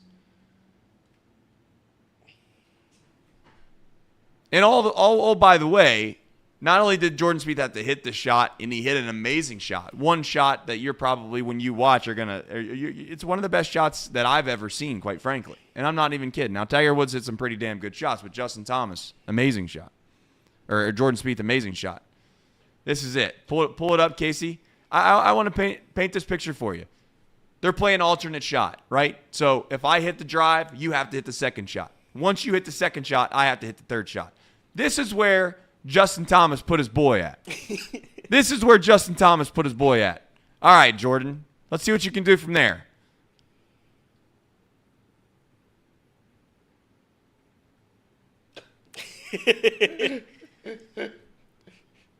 Amazing shot. An amazing shot. Unbelievable. But you know what happened? I mean, look at that. But you know what happened? I'll give you a guess. Justin Thomas missed the putt. Oh, no. Oh, no. them panning away while he was still running towards the water was so funny because it looked like he was just going to like nosedive in. Like it was all part of the plan. That was funny. Poor James. So I get it. Many of you probably could care less about golf. Maybe some of you love this. Maybe you're like, damn, we finally got some golf talk. This isn't just golf, people. This is our lives. Have you heard the Augie Garrido chant? Shout out, R.I.P. This is more than just golf, though. If you love sports, if you love competition, if you love patriotism, if you love your country, I'm telling you, you are going to get hooked on the Ryder Cup. It is absolutely, unbelievably fun. It's so much fun that you can even convince yourself that you're going to like Patrick Reed for a couple days. That's how much fun it is. All right. I had to say I'm disappointed. That really bums me out, man. I like justice. I like people that deserve things that they've been dreaming of since their childhood. They get the rightful opportunity to live out those dreams if they've earned it. If they've earned it. And I don't think Justin Thomas earned to be on this Ryder Cup whatsoever. Keegan Bradley did. Keegan Bradley's he's hurt right now, man. There's just no doubt about it. You can be a millionaire. Yeah, you could tell me that Keegan Bradley's going to be just fine in his multi-million-dollar house. He's made, all the money you could possibly ever make. He's had success this year. He's won on tour. He's done all these things this year, that, and the other. At some point, the money's one thing. You attach yourself and you hope that you can live out childhood dreams. And the fact that Keegan doesn't get an opportunity is just crazy. And the sad thing is I don't know if Keegan ever get another chance, quite frankly. And I know it sounds like I'm like Keegan's my brother or something at this point. It's not that. It's just I think I like to see justice, and justice wasn't served today. And I hope Justin Thomas proves me wrong. But you know what? There will be this almost, and I hate to say this about Justin. Elliot, I want your opinion on this. I actually think this could turn Justin Thomas into a villain. Been a nice guy on tour for a long time. Nobody really truly dislikes the guy to a certain extent. If he goes out and plays piss poor in the Ryder Cup and they don't win, Justin Thomas is going to be at the topic of conversation. I don't think he's going to be a villain. I think Justin Thomas is one of the biggest ambassadors of the sport, which is why he made the team. He's one of the most popular guys on tour. I don't think there's a scenario where Justin Thomas becomes a villain, unless he has one of the worst performances in Ryder Cup history. That would be the only way. And he has been playing bad. I mean, he's certainly not good. And I think I'm looking at the rankings right now. Zalatoris, Finau, all above him. Did Zalatoris make the team? I don't think he did. He's hurt. He's been hurt. He's hurt. Okay, all right. Yeah. But no, I don't think Justin Thomas is a villain. I think if anyone's going to be a villain out of this Ryder Cup, it's going to be Rory McIlroy. That's the only villain that I can see becoming a villain. Because he's going to. When does Europe make their decision? Because Europe's going to have to make a decision too eventually, right? I don't think. Well, here's how the Ryder Cup works. 8 guys are automatically qualified. That's why 8 guys that you're wondering where they're at. Scotty Schefflers of the world, they're not on that list. They're not on that list because they automatically qualify. The top 8 guys that are ranked according to the Ryder Cup rules or whatever you want to call it, their ranking points, automatically qualify. So I guess you could say that Keegan Bradley could have automatically qualified and didn't leave it up to the captain picks, which is Zach Johnson. Team Europe doesn't have to worry about picking Rory McIlroy. Obviously, he's going to be a part of the top 8 guys. Who they pick, quite frankly, and this is the crazy thing about it, is unless you watch golf religiously, you're not going to know hardly any of the guys the Europeans pick. And the thing is the Europeans are smart. They pick guys that their style of play lends itself to the course they play at. So, it's different golf over there, right? High winds, not as nice weather. Basically it's a different style of golf. It's not American golf. So they want guys that fight the ball low, that can hit into wind, that just play differently, hitting really, really high shots overseas. And I say overseas as in across the pond in Europe is not a good idea. Is it still windy in Italy? Like I know obviously England has high winds and it plays a different game, but I don't know. You got a weatherman sitting right next to you. Why don't you drum that up? We'll see. 15 minutes. WLWT. Let's run a commercial break, and then we'll see after the commercial break. I was going to say it feels like Italy's golf would be closer to what we have here because it's much warmer climate. It's very closer to what we have here in the southern states. So I feel like it's much closer to what we have as opposed to England's golf. 8 miles per hour wind in Rome today, right now. Doesn't seem like a lot of wind. Keep that hat on, Pope. Yeah. By the way, speaking of golf, Trace, do you have anything, any kind of promo for our golf match that ensued yesterday? Elliot yelled at me. I didn't. Well, yell. here's the I thing. didn't Let's yell. not spoil And it. Let's please. Let's not spoil it. Okay. I listen. This is grade A. What I think is going to be grade A television. I have not seen the clips yet. I've not seen the footage. I don't know what all we got, what we didn't get. It got a little wild there for a minute. It was as a competitor, obviously, yesterday is what it is. However, from the overall perspective of just the way the optics of this whole golf thing has gone, I don't know if it could have gone any better, quite frankly. It was high entertainment. It has to be high entertainment, I would like to think. That's the quick question I have for you is this. Do we have any promos? No. Well, what I will tell you is that I do want to try to make it a Friday thing. Maybe not every Friday, but I'd like to make it a Friday thing, which is a lot quicker turnaround than we had the last time. But I think having two people help is going to be a little helpful, one. Two, I think we have a little bit of a more of a system that will allow us to be a little quicker. Do you have the clips on the jump drive or what? Where are we at with that? I have them. I'm uploading them as we speak. Not as we speak, but after the show probably they'll all be up there. So I'm excited. Okay. I yelled at Reed. I want an apology. I don't know get if I'll one ever later. get one. I don't know if I'll get one, but I You'll get want one later. Because I was scared. His cheeks were blood red. His cheeks were blood red while he was yelling at me. I've never been more scared, and not just on a golf course, but in any aspect of my life, than when I was just trying to do my job, get clips, and Elliot screaming at me. It was scary. It was very, very alarming. I didn't know Elliot had that in him. Now I do. It's okay, because we're still friends, I think. Hope he doesn't hate me. But I love you, Reed. You screamed at me, and I need an apology. Fair enough. Okay. I think So it'll be get ready to entertaining. watch. I think it'll be entertaining. And we'll see where it ultimately goes. Obviously, people in the chat already think they know. I don't think they do. I don't think they have a clue in the world what they're about to watch, and that makes what this episode is going to be, which is fun. Shout out to the first episode. I think it's doing relatively well, quite honestly. I didn't know what we expected with this Chatterbox Golf. Chatterbox Open. I'm going to work on that after the Bash on Short Fine, oddly enough. I mean, if someone else was running that event, it'd be great. I could work on some other things, but they're not. So we got the Bash on Short Vine this Saturday. As reported on WLWT, it starts at noon. I can't wait for hair plugs to It starts to at noon. report. Starts at noon. All right. Do we have any other reasonable conversations around sports to chat? If you have any topics you'd like us to get into, I'm all for it. I'm all open to it. But as I mentioned on the show before, at least in this very moment, the NFL has not started yet. The Reds, who are they are. We do something called Chatterbox Reds each and every single day. Many of the people that obviously enjoy this show also watch that show. I don't want to sit here and keep belaboring point after point after point. I want these shows to be relatively insightful and fun. I do want them to last 2 hours if we're able to do it. One thing I did notice, the one thing that I did find the other day interesting, it's like a little light bulb went off in my head.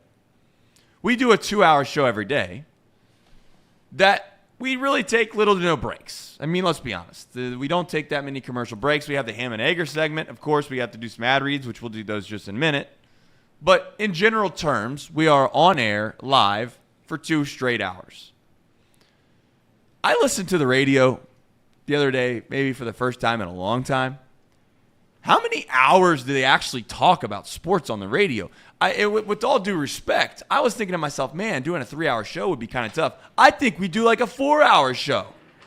I think we basically do a 4-hour show. I think we do. It's like, dude, we got 15 minutes worth of commercials running before we get back to the actual programming. No offense to the radio, but, I mean, hopefully no offense taken. But seriously, Elliot, you played in that game. So yeah, what are we looking at here? Yeah, so no free ads. I won't credit the station I worked at, but I assume you could make a reasonable assumption as to who I worked for. When you cut up a podcast, because you cut up their shows, right, on WLW or ESPN 1530, you cut them up into podcast form. When you do that, you see the runtime of content, you see the runtime of commercials, and it's about an hour 35 of content for a 3-hour show. So that's 90 minutes, roughly, a little less than 90 minutes of commercials there. So I think what we do here is pretty extraordinary. And quite frankly, it's a little bit difficult at times, especially when college football is not fully back, NFL is not fully back. But, I mean, it is tough. It's tough listening to 6-minute commercial breaks every 5 minutes. So, but it's worked for them so far. The fact that we got through, I'm going to give us some credit here. The fact that we got through probably the most dry part of the sports year, I think that says a lot about Chatterbox. Shout out Reds, too. They helped us out a lot. Yeah. They helped us out a lot. Shout out Reds. I know people want to be funny and all that, and they only go, the only thing, I just hope the Reds are good enough to get me through, to just hold me over to football season. Okay, that's fine. I get it. The Reds haven't been good in a long time. You can make that statement. That's all good and well. Maybe when the Reds are good again, and I would argue that they're pretty decent right now, but you get my point. I don't like that statement in and of itself. However, they've done that. They've done it. Like it or not, they've done that. So if that's what you were looking for, if that's all you cared about, by all means, they did it. Yesterday, Elliot, I did something. I went to a place called Jungle. We'll say Mims. I don't want to give out the actual real place. No free ads. I seen cigars. Just a really big sign. It said cigars. And I was like, I've never smoked a cigar in my life, 1. I've never smoked cigarettes in my life, 2. Won't get into other things, but you know what? That's here nor there.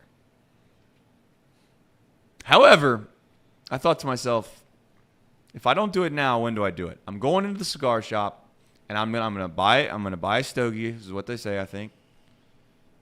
And I'm gonna wait until the Reds make the postseason, and we're gonna throw the biggest party in the absolute.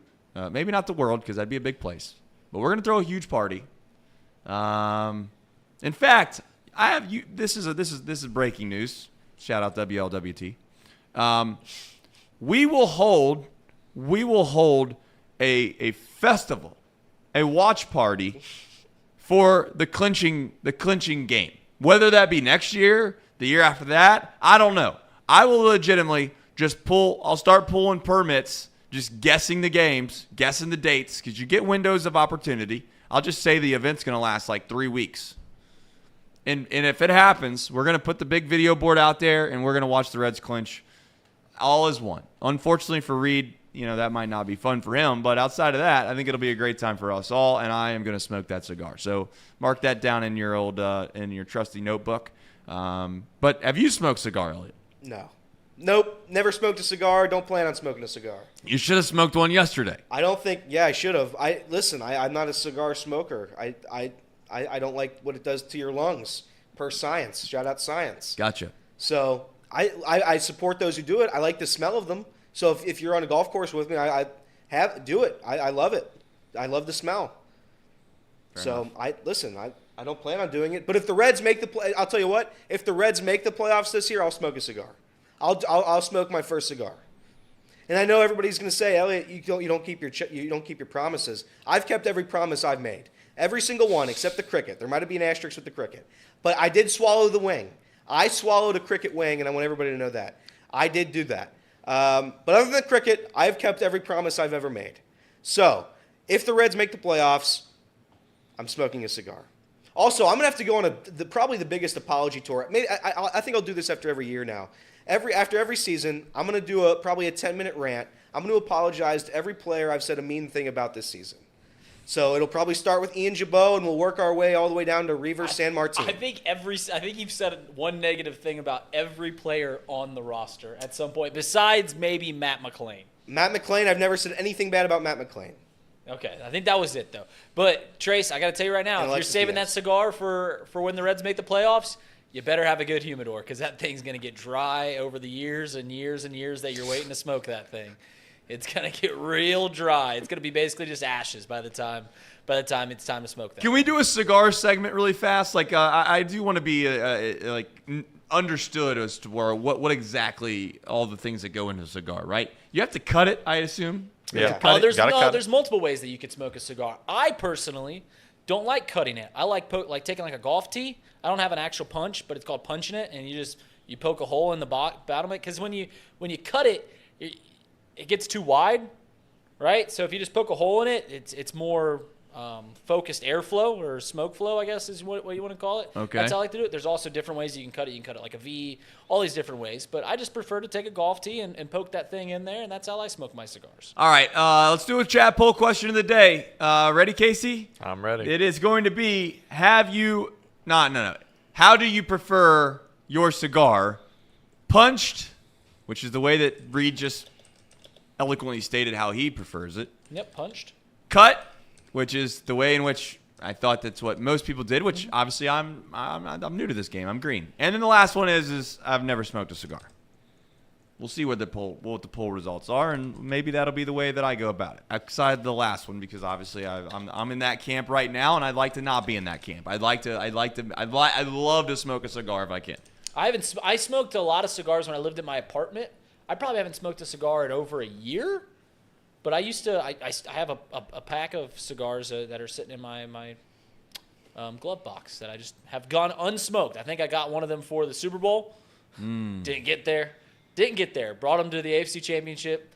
Instead, I cried. Instead of smoking a cigar, I cried after that one. So, yeah. Yeah, Reed was down bad. I seen him. He was down bad. He was down really bad. My family still talks about it.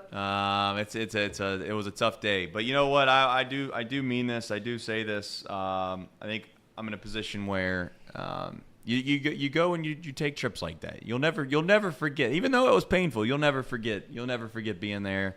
We were all there. Yeah. It was painful, but it was fun. In fact, for those that think that I'm nothing but a Bengals hater, I was all in. You were. I was all in. I wanted you guys to have just the weekend of your life. And you know what? Here's the truth about me. Is all said and done, I walk in here every day. I have to listen about Lou Armadillo and how great he is all the time. And it gets tiring. It really does. And sometimes you root against that. You're like, I just want to see them just, again, I don't want them to fail completely, but I like to get humbled a little bit. I like to see these people get humbled a little bit. But when push comes to shove, I want my friends to be happy, and pretty much all of my friends are Bengals fans. And I'll tell you, I went in there to Arrowhead, Burrowhead, and I gave it everything I had. I was the biggest smart aleck one could possibly be in whatever section I was in, because I legitimately wasn't gonna get in a fight, of course, but I was my hatred or my dislike for Patrick Mahomes probably was a part of it. There's no doubt. There's no doubt that was a part of it. But some of it is I wanted my friends to be happy. And you know what? Shout out the old lady in front of me. She turned around and shook my hand every time the Chiefs scored, and boy, she wasn't shaking many hands there towards the end of that game. She was a nice old lady until things got a little competitive. Still remember her to this day. I'll never forget that old lady. She had a daughter with her, so shout out to her daughter. Her daughter was nicer than her. But if the Packers and the Bengals play in the Super Bowl this year, will you buy the Office Super Bowl tickets?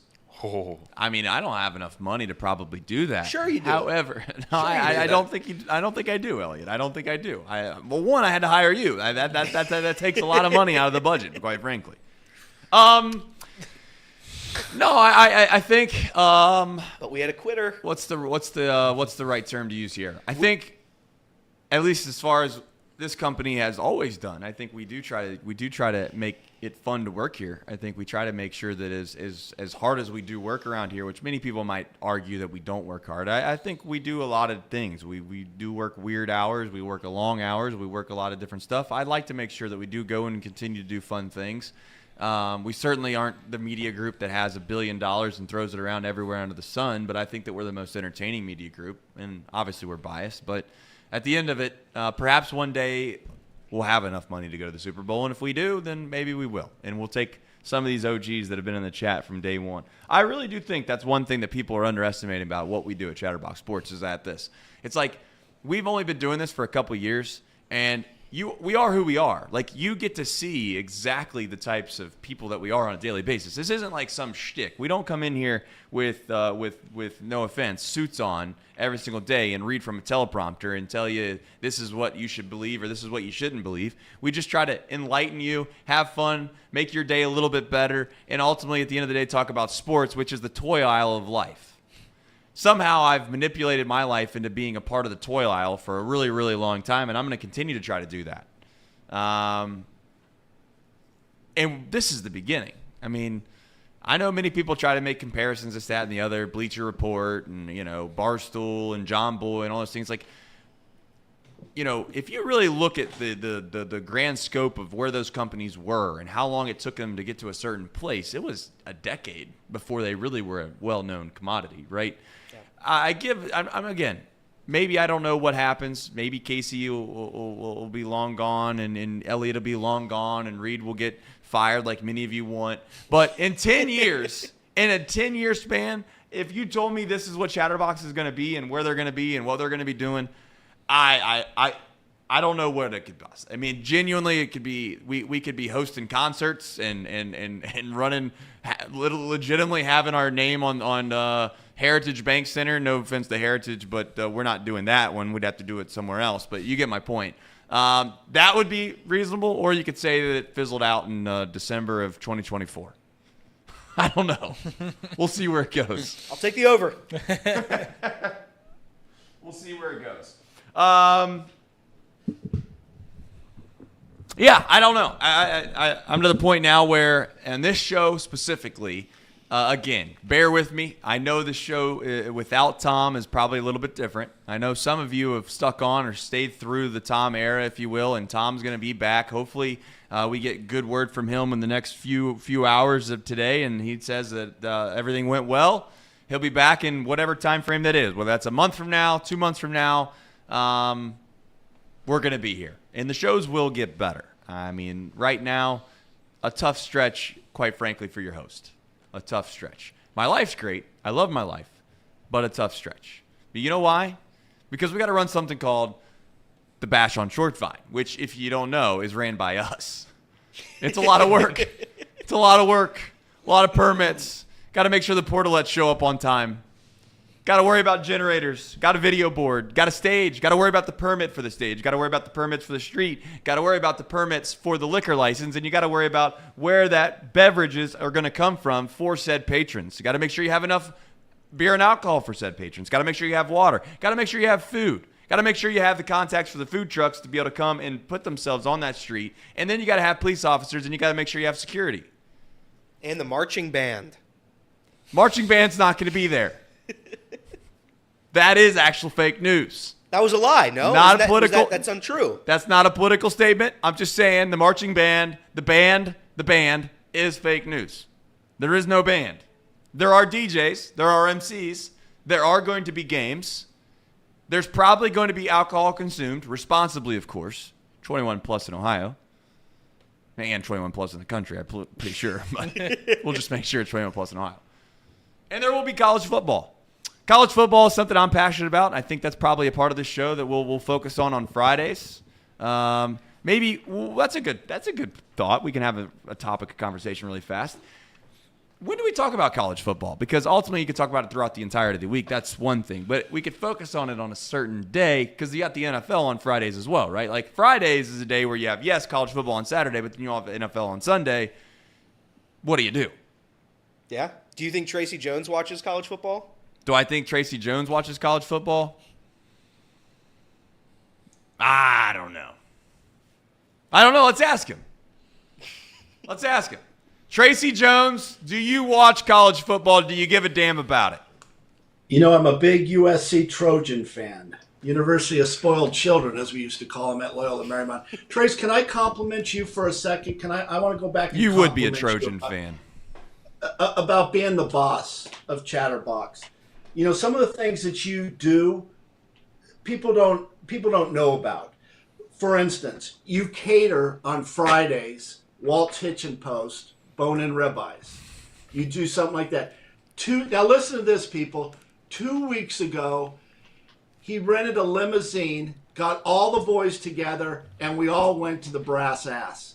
We had the best time. Those are the things that nobody's talking about. And I think I need to not expose you, but just give you credit. This group is so tight. And especially now that Paulie's gone and Tom's gone, I just feel like this team is really coming together. Yeah, I mean, Tracy, it's a good point. Casey, this is live on air. We got to do this. I know Tom might be a little hard of hearing, but you're going to have to turn me down significantly. I'm about to blow my eardrums out. All right. Tracy, I don't know if you've seen this beginning of the show or not. We got into it a little bit. We are running something, and I like to keep the culture, nice and fresh and upbeat. Perhaps that's why we go down to the brass ass from time to time there, Tracy. I mean, that seems like a fair point. But for the guy that's been a leader of a show, for a guy that's been a part of a big mothership, right? Perhaps you could even say you were a big J journalist at one time. I don't know. Some people would probably say that you weren't, but you could argue that you were. You were on the worldwide leader. I don't know. Wait, not the worldwide leader. What did they call that? What was the Nation Station? The Nation Station. Like 20 billion watts of energy going through the air, or whatever they end up saying. But you get my point. 50,000.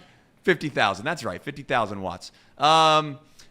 In general terms, Casey and Elliot are absolutely steaming pissed about this whole situation of us running something called the Bash on Short Vine. Is coming up this Saturday, mind you. And it's just a tailgate. It's just a fun little party that we run on the street. Mind you, it's a lot of work. Not trying to say that, we should deserve a ton of credit. It's a lot of work. Don't want to make it sound like it's not. However, there was a news station, we'll leave them out of it for a minute, that reported on this said event.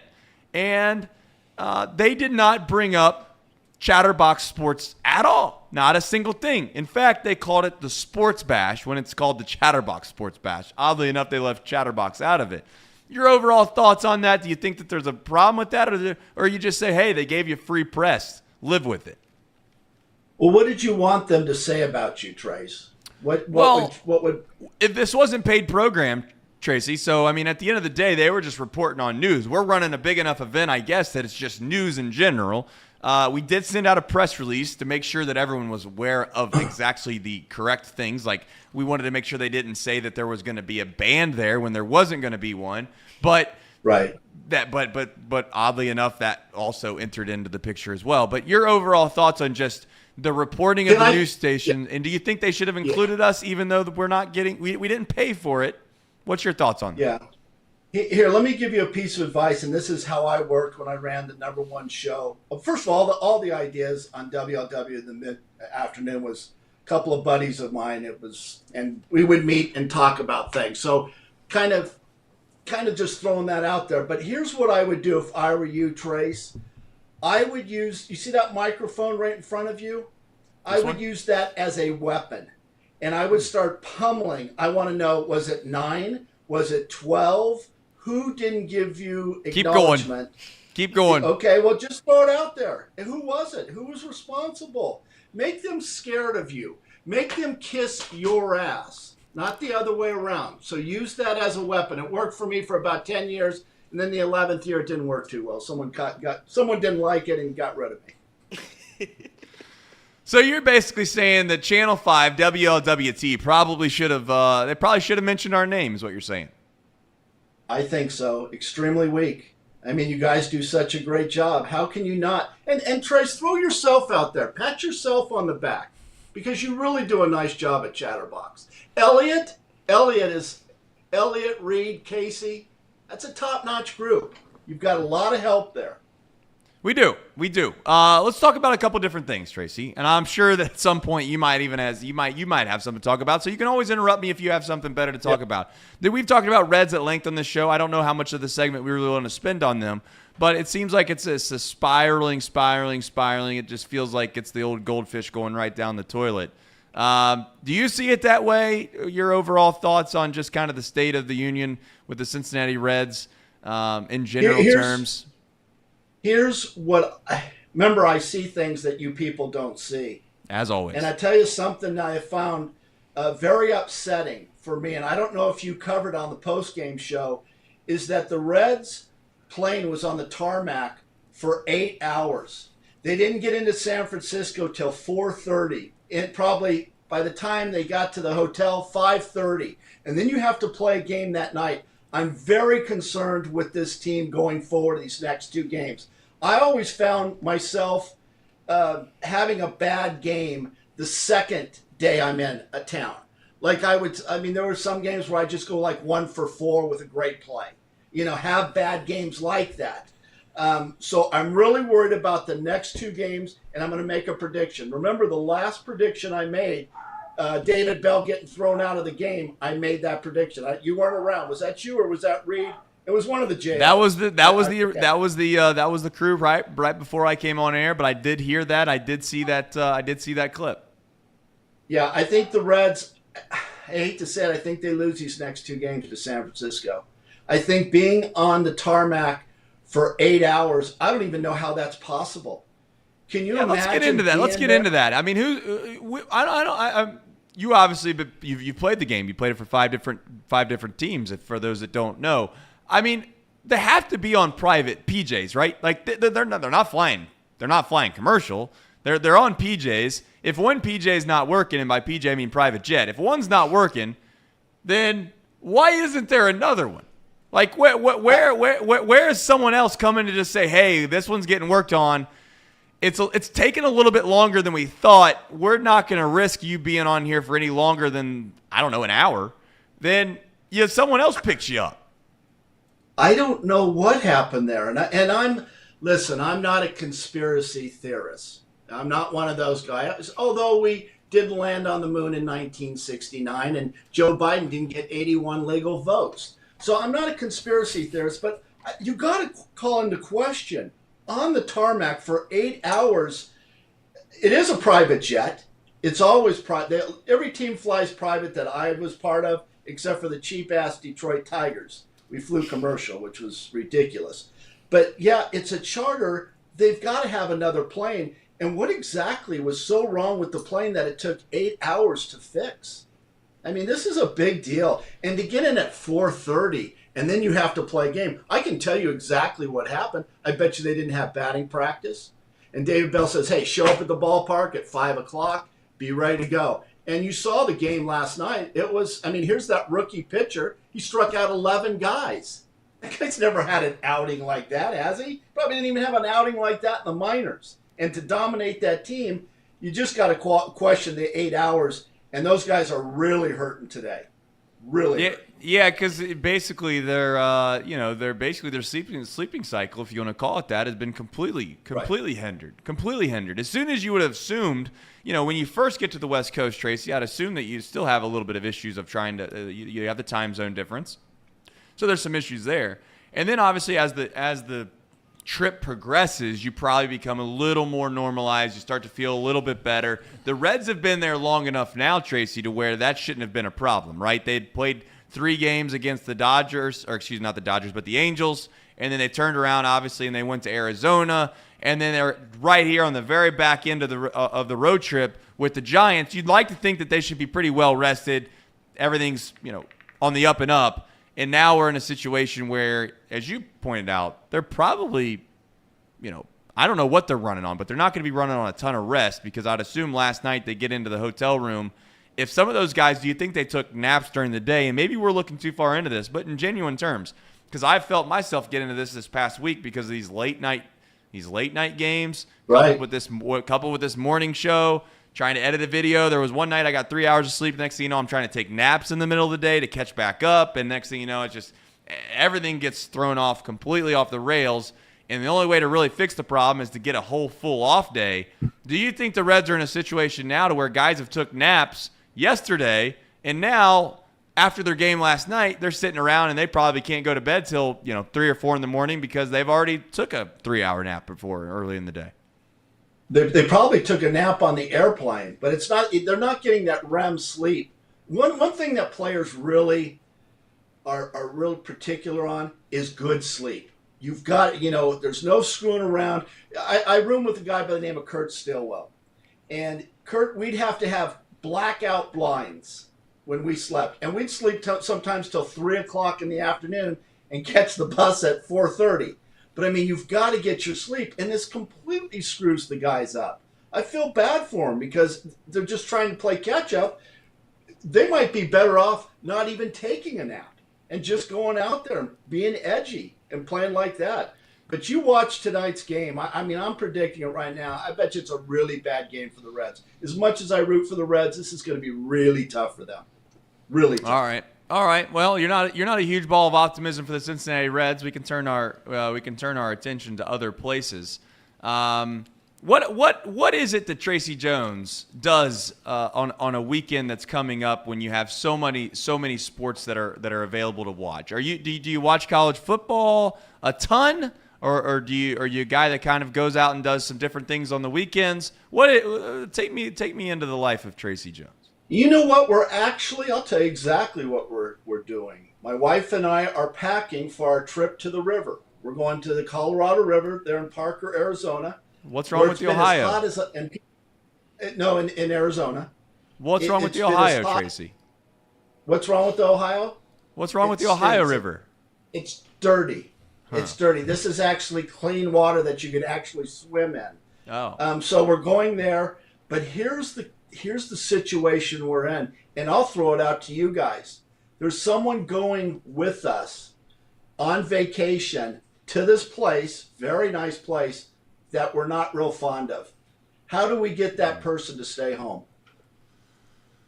Well, I think the best advice that I could provide, which is one that's going to be a little tough. I think it's going to be a tough pill for you to swallow. We'll go around the room and see what other people's advice is. You know what I would do? I'd bite the bullet, Tracy. I just let them know that you don't like them. I'd just give them a phone call and say, hey, listen, I've been wrestling with this for the last few days.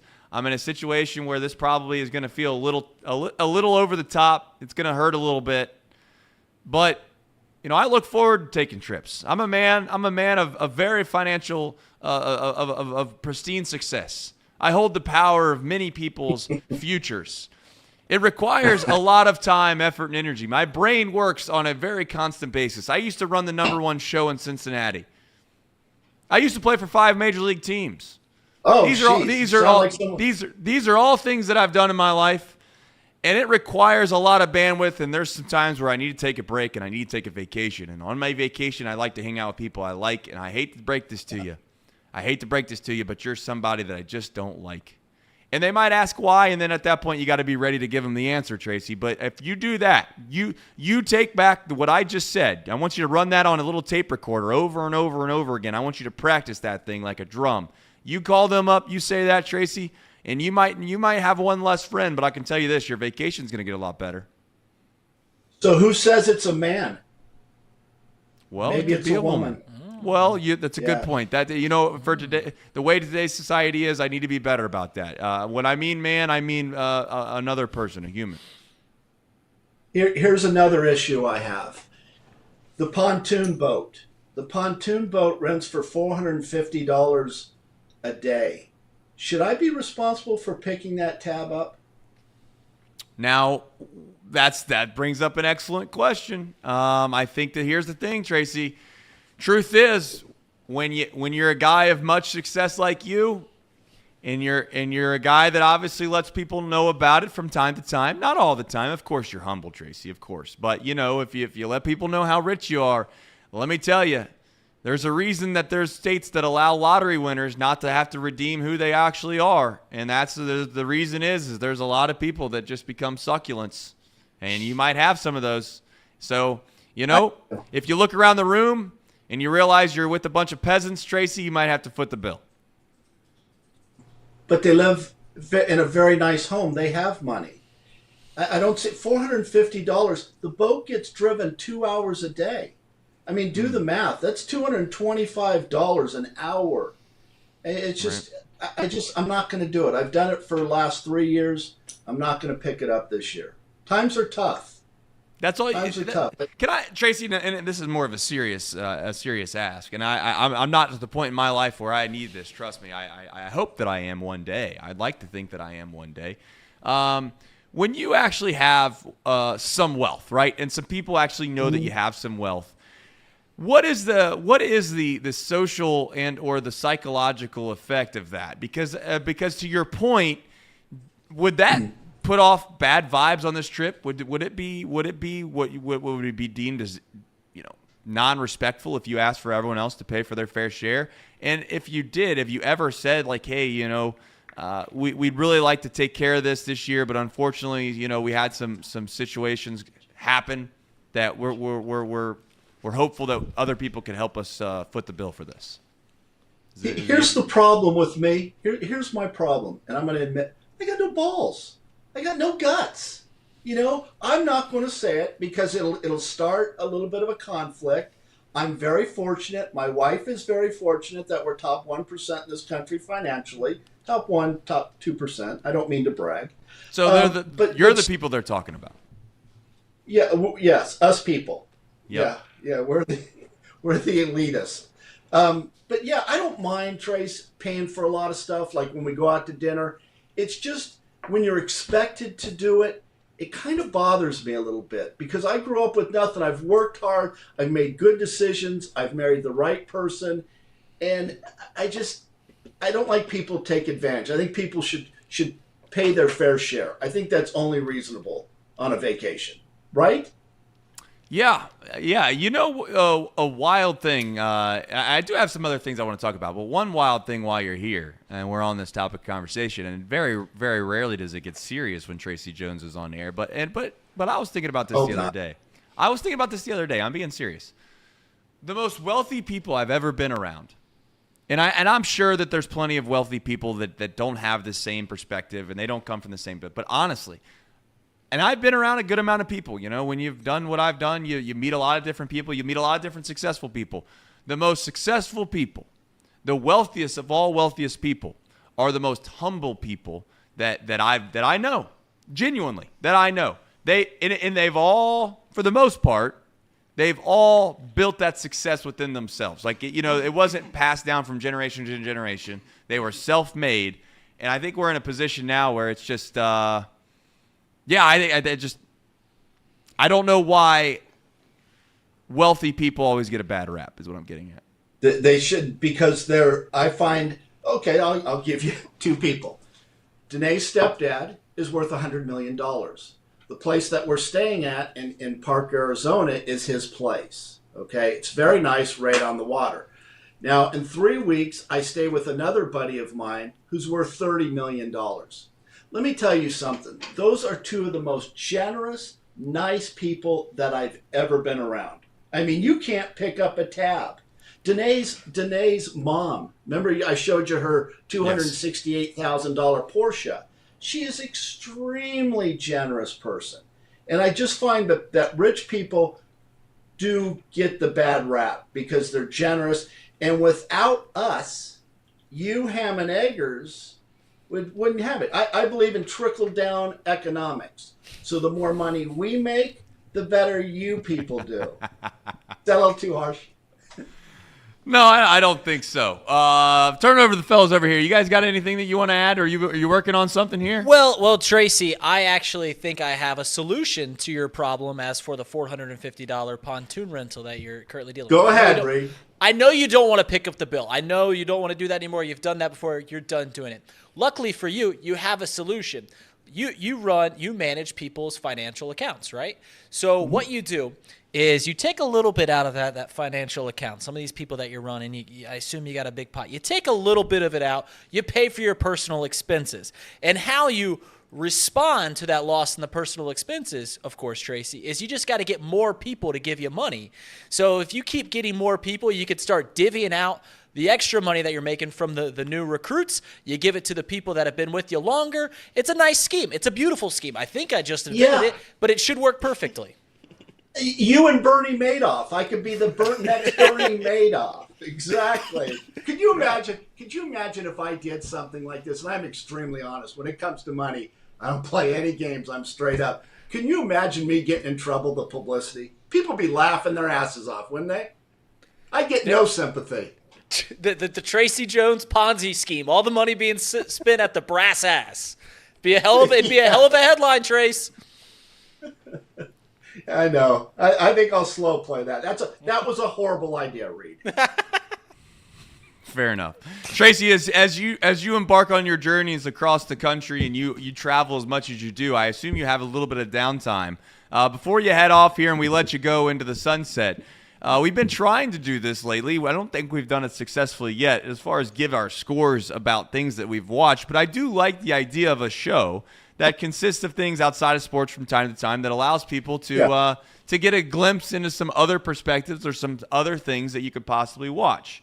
I I brought in a short book today that I'm going to share at the end of the show that I think is interesting. I think it's fun. I think you should read it. However, is there any shows on television, any books you've read lately that you think perhaps the American consumer, as in the folks that watch this lovely show, should be aware of?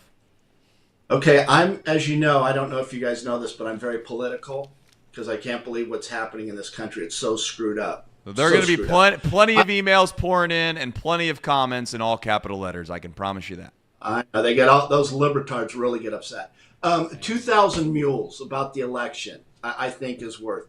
That Freedom, I forget what the movie's called, about the child trafficking, which is so, on a serious note, is so sad, and which is really prevalent around the world. I think people need to see that movie. But please, let's do this, because I'll recommend books.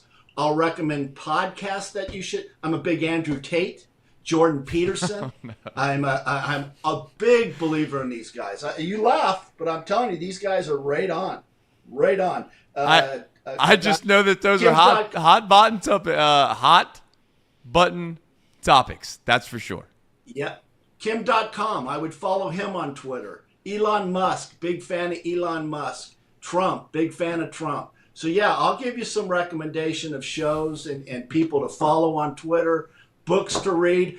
Only the Paranoid Survive by Andy Grove, who was the CEO of Intel. He would write down 5 things that he worried about Intel that could take him down. Very informative. I kind of live my life like that. I write down things that I'm worried about. Like if I were to get fired from Chatterbox and to lose a 6-figure paycheck, I mean, I don't know if I could recover from that. So these are the things I worry about. Understood. Well, you show up on time, and as you've always said, 80% or 90% of the battle. I think I don't know what percentage you put on it from time to time, but that's basically it. 90% of the time, if you just show up, you're already there. So how's Casey doing with it? Real quick, how's Casey doing the married life? Isn't it overrated, Casey? It's not that overrated. It's kind of nice. Alex has been great. She's currently dealing with a ACL tear.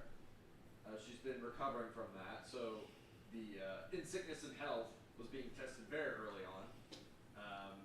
But other than that, I mean, Mike in all capital letters is in the chat. You didn't hear any of that, did you? No. I will say this: how does it feel to be married and pull some wool once a month? Does that make you feel like you want to go back and be single? No, not really. Oh, Tracy. Well, you got him blushing, Tracy. So good for you. You won the day. All right, Tracy. Any parting thoughts that you'd like to dispo on Chatterbox before you go? No, I better slow it down. I think I act a little bit childish, immature. This on a Tuesday. I'll straighten up and just be serious on Thursday. How's that? All right. Fair enough. Thirsty right. Thursdays, Tracy right. Serious. All right. Thank you, Tracy. Take care. Have a good day. Tracy Jones, Mr. 29. Man, you get what you get, man. You either like it or you don't.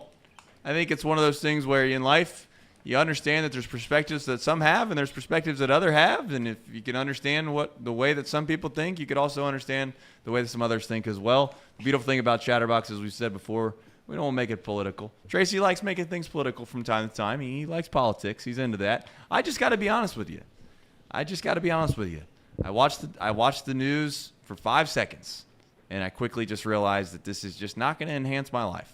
It's not going to enhance my life. Yep. And you know what? For everyone out there that pickets, for everyone out there marches and parades, for everyone out there that gets on the news stations and listens to every political pundit there is and gets super serious about their vote and this, that, and the other, by all means, we need those people as well. I'm not suggesting for 1 second this country would run without them, but, you know, everybody in their life has their own area that they like to fit into. And I just, like I said before, I like staying in the toy aisle, boys. I like staying in the toy aisle. If I can stay into sports, you know, just keep my head on a swivel. Unless something's really, really bad happening, I'd prefer not to know about it. And we'll just keep it moving. We'll run a daily sports show. We'll watch sports. We'll act like sports are really, really, really, really, really, really, really important because they are. But we all know, at the grand scheme of things, that hey, it's just sports.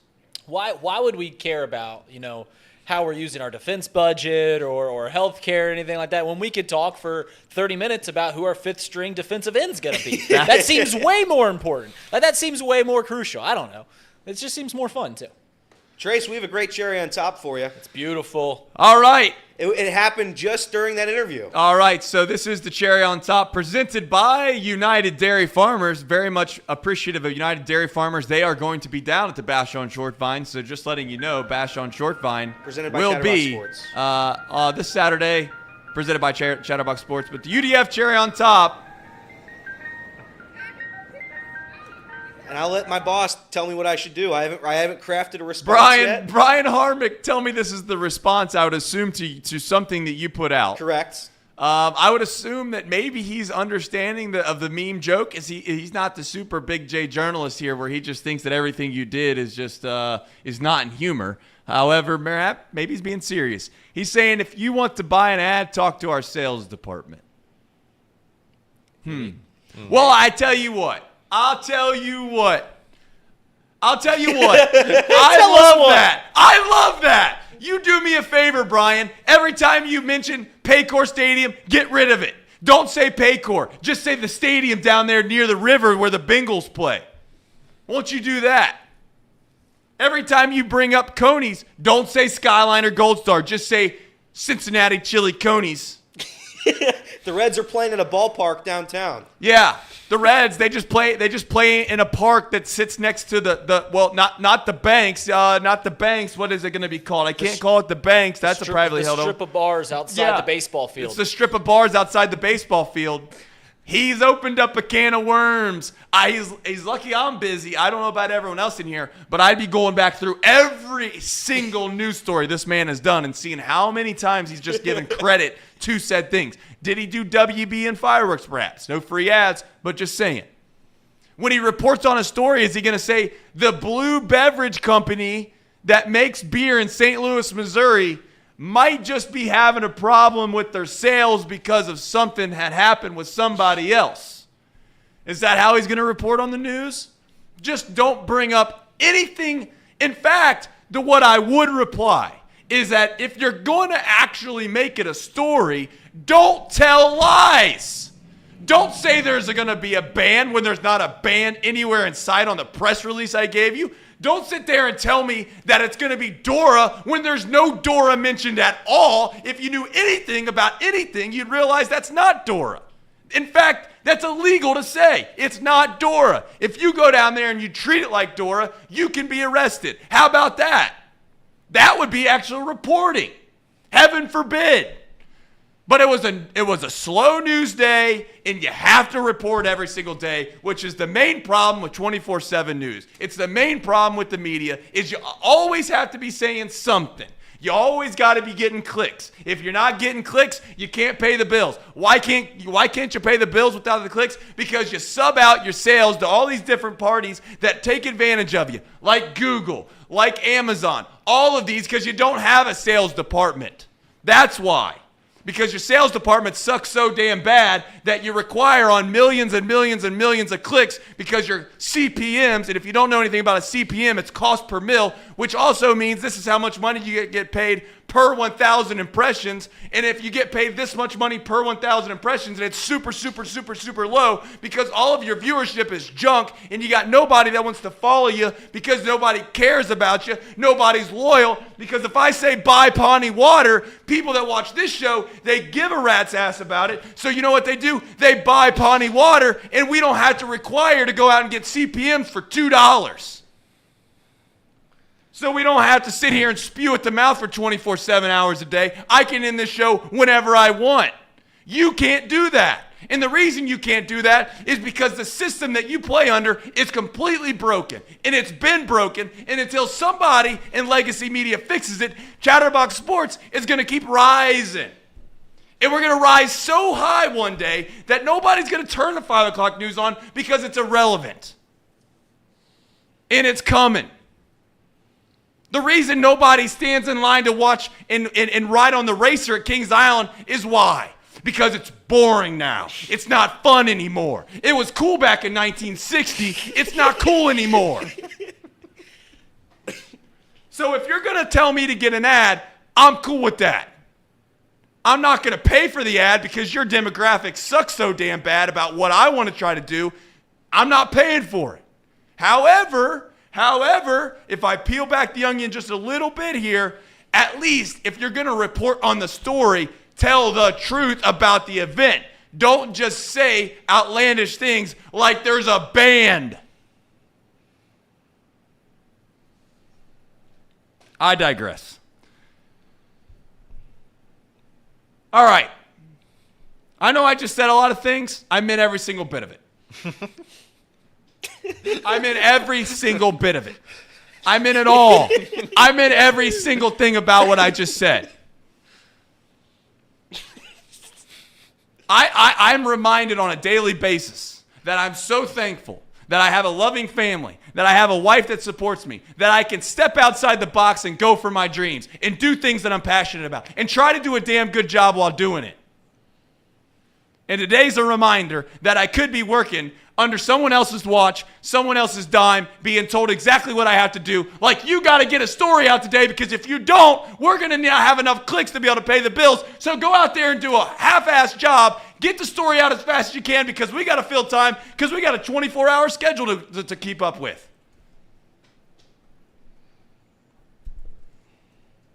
So I'm going to end this show now because I can. Not because I want to, but because I can.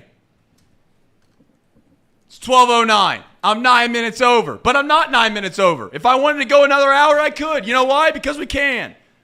We got ad reads to do, though, because we pay bills around here. And the reason we only have 3 or 4 ads, by the way, is because if you get 20,000 ads, well, then there just becomes a problem. So here's your ad.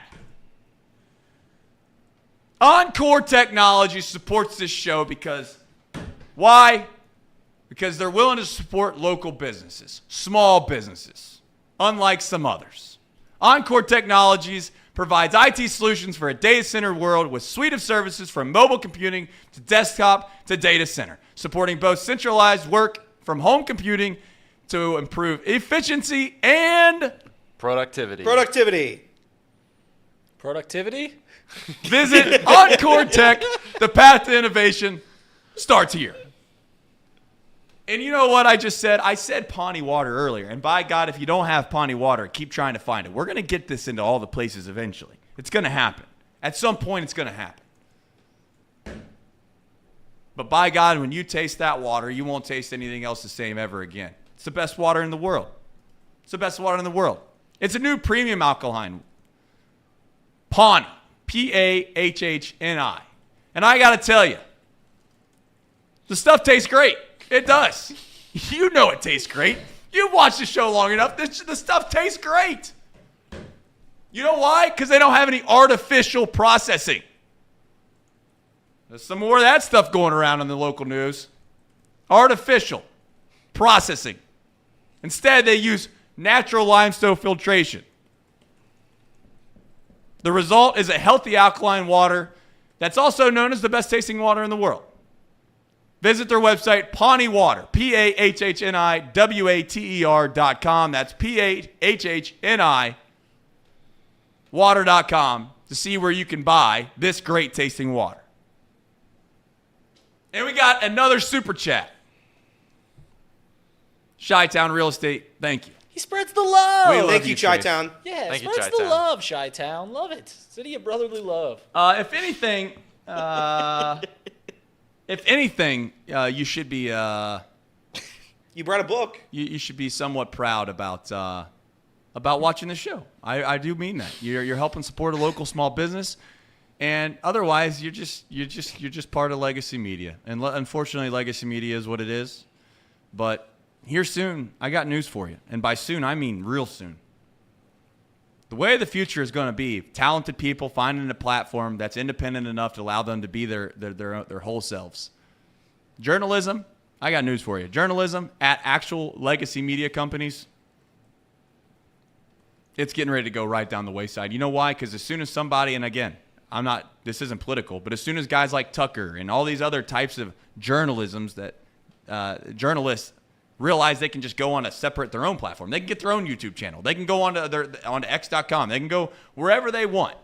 Ultimately, at the end of it, you're going to have independent, individual power brokers, and I'm hoping that Chatterbox can be one of the places that people perceive as a fun place to work, as a nice place to have autonomy, to be your own boss, to have your own ability to make your own money, to your own fortune. You do a better job, you make more money. That's the way it's supposed to work.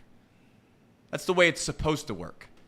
But I've watched my wife work in the nursing field in these said hospitals for a long time. I've watched people that I love work in the system that is basically education for a long time. And the truth is, it doesn't matter how good you are. It doesn't matter. You can be the best nurse in the world. You could go home and listen to podcasts. You could care about every single thing there is in regards to nursing that you could possibly ever have.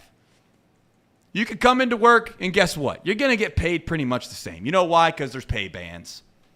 There's pay bands. Makes a lot of sense, doesn't it? The guy that goes home and or girl that goes home that could care less about anything, doesn't watch a single thing about nursing at all, could care less, just shows up on time, leaves on time, takes their full lunch break, and that's about it. What happens to them? Well, they're protected by a system. They get the same pay band. They make the same amount of money. Education, same way. Best teacher in the world. You could be the best teacher in the world. Guess what? Starting salary is this. Hope you like it. Jolly with the super chat. Watch the mad as hell scene from Network. And there is a race right now. Trace. He meant to say Trace. Watch the mad as hell scene from Network. And there is Trace right now. Okay. Trace, that ad read was the greatest ad read ever because you were yelling and it seemed angry at times. It was angry. No, I mean, listen, I get it. I understand the concept. I wasn't mad about it at all, okay? I wasn't mad about it at all. In fact, Elliot and Casey were the ones that were cracking me up about the fact that WLWT ran the story and blah, blah, blah. My only problem is like, if that's the angle you want to take, cool. I'm all for it, Brian. I'm all for it, brother. You want me to buy an ad? I'll buy an ad. I don't want to buy an ad because I don't want those demos. Don't need them. But my point is that if you're going to report it and then you're gonna clap back, which clap back, I don't know if you get that term, but my point is if you're going to respond, you probably better make sure you got your ducks in a row and you don't say that there's a Dora, wrong, and there's a band, wrong, and it's from 12 to 7:30, wrong. Now, to be fair to him, in the press release, it does say 12 to 7:30, but the very next sentence says, every week will fluctuate based off kickoff times. Seems like a relatively important thing, considering every week there's a different kickoff time. All right, I'll let you guys actually, can I say discuss something? Yeah, please do, Elliot. Well, I just wanted to say, if you were thinking about tuning into Channel 5 tonight for the news, I want to tell you a couple spoilers about the program tonight. Number one, and most importantly, there's going to be a lot of bad things that happen in the city that you're going to hear about. Just a lot of bad stuff. Really not any pertinent stuff. Just genuinely bad news. You're going to feel worse about yourself for hearing it. You're going to feel worse about the city. But tune in for that. And after that, after the 10-minute commercial break, you're going to see 15 minutes of the weather. Let me just give you a quick rundown of the weather real quick. At 5 p.m., it's going to be sunny and 82. At 6 p.m., it's going to be sunny and 81. At 7 p.m., it's going to be sunny and 79. If you want the whole week forecast, again, if you're unable to search that up yourself, you're waiting for the 5 o'clock news, it's going to be sunny for the next about 10 days. Really, it's going to be a high of 80, fluctuating there, here and there, but it's going to be sunny, not a whole lot of rain in the coming days. And if there was a change in the rain, you can just check on your phone. But tune in for the program tonight, WLWT. I'm sure they're hosting a great program over there. I'm not sure what they'll be talking about. Again, it's just bad stuff in the weather. So I just gave you a rundown. If you want to hear the bad stuff, tune in. If you like commercials, tune in. And if you like the weather, tune in. Other than that, God bless. Have a great day. Is there going to be any wind for a hair plug, Hamrick? Let me see if there's going to be any wind real quick. And He's again, gotta know. let me see if there's going to be any wind. Oh, 3 miles per hour wind. 3 miles per hour wind. Just a little flow.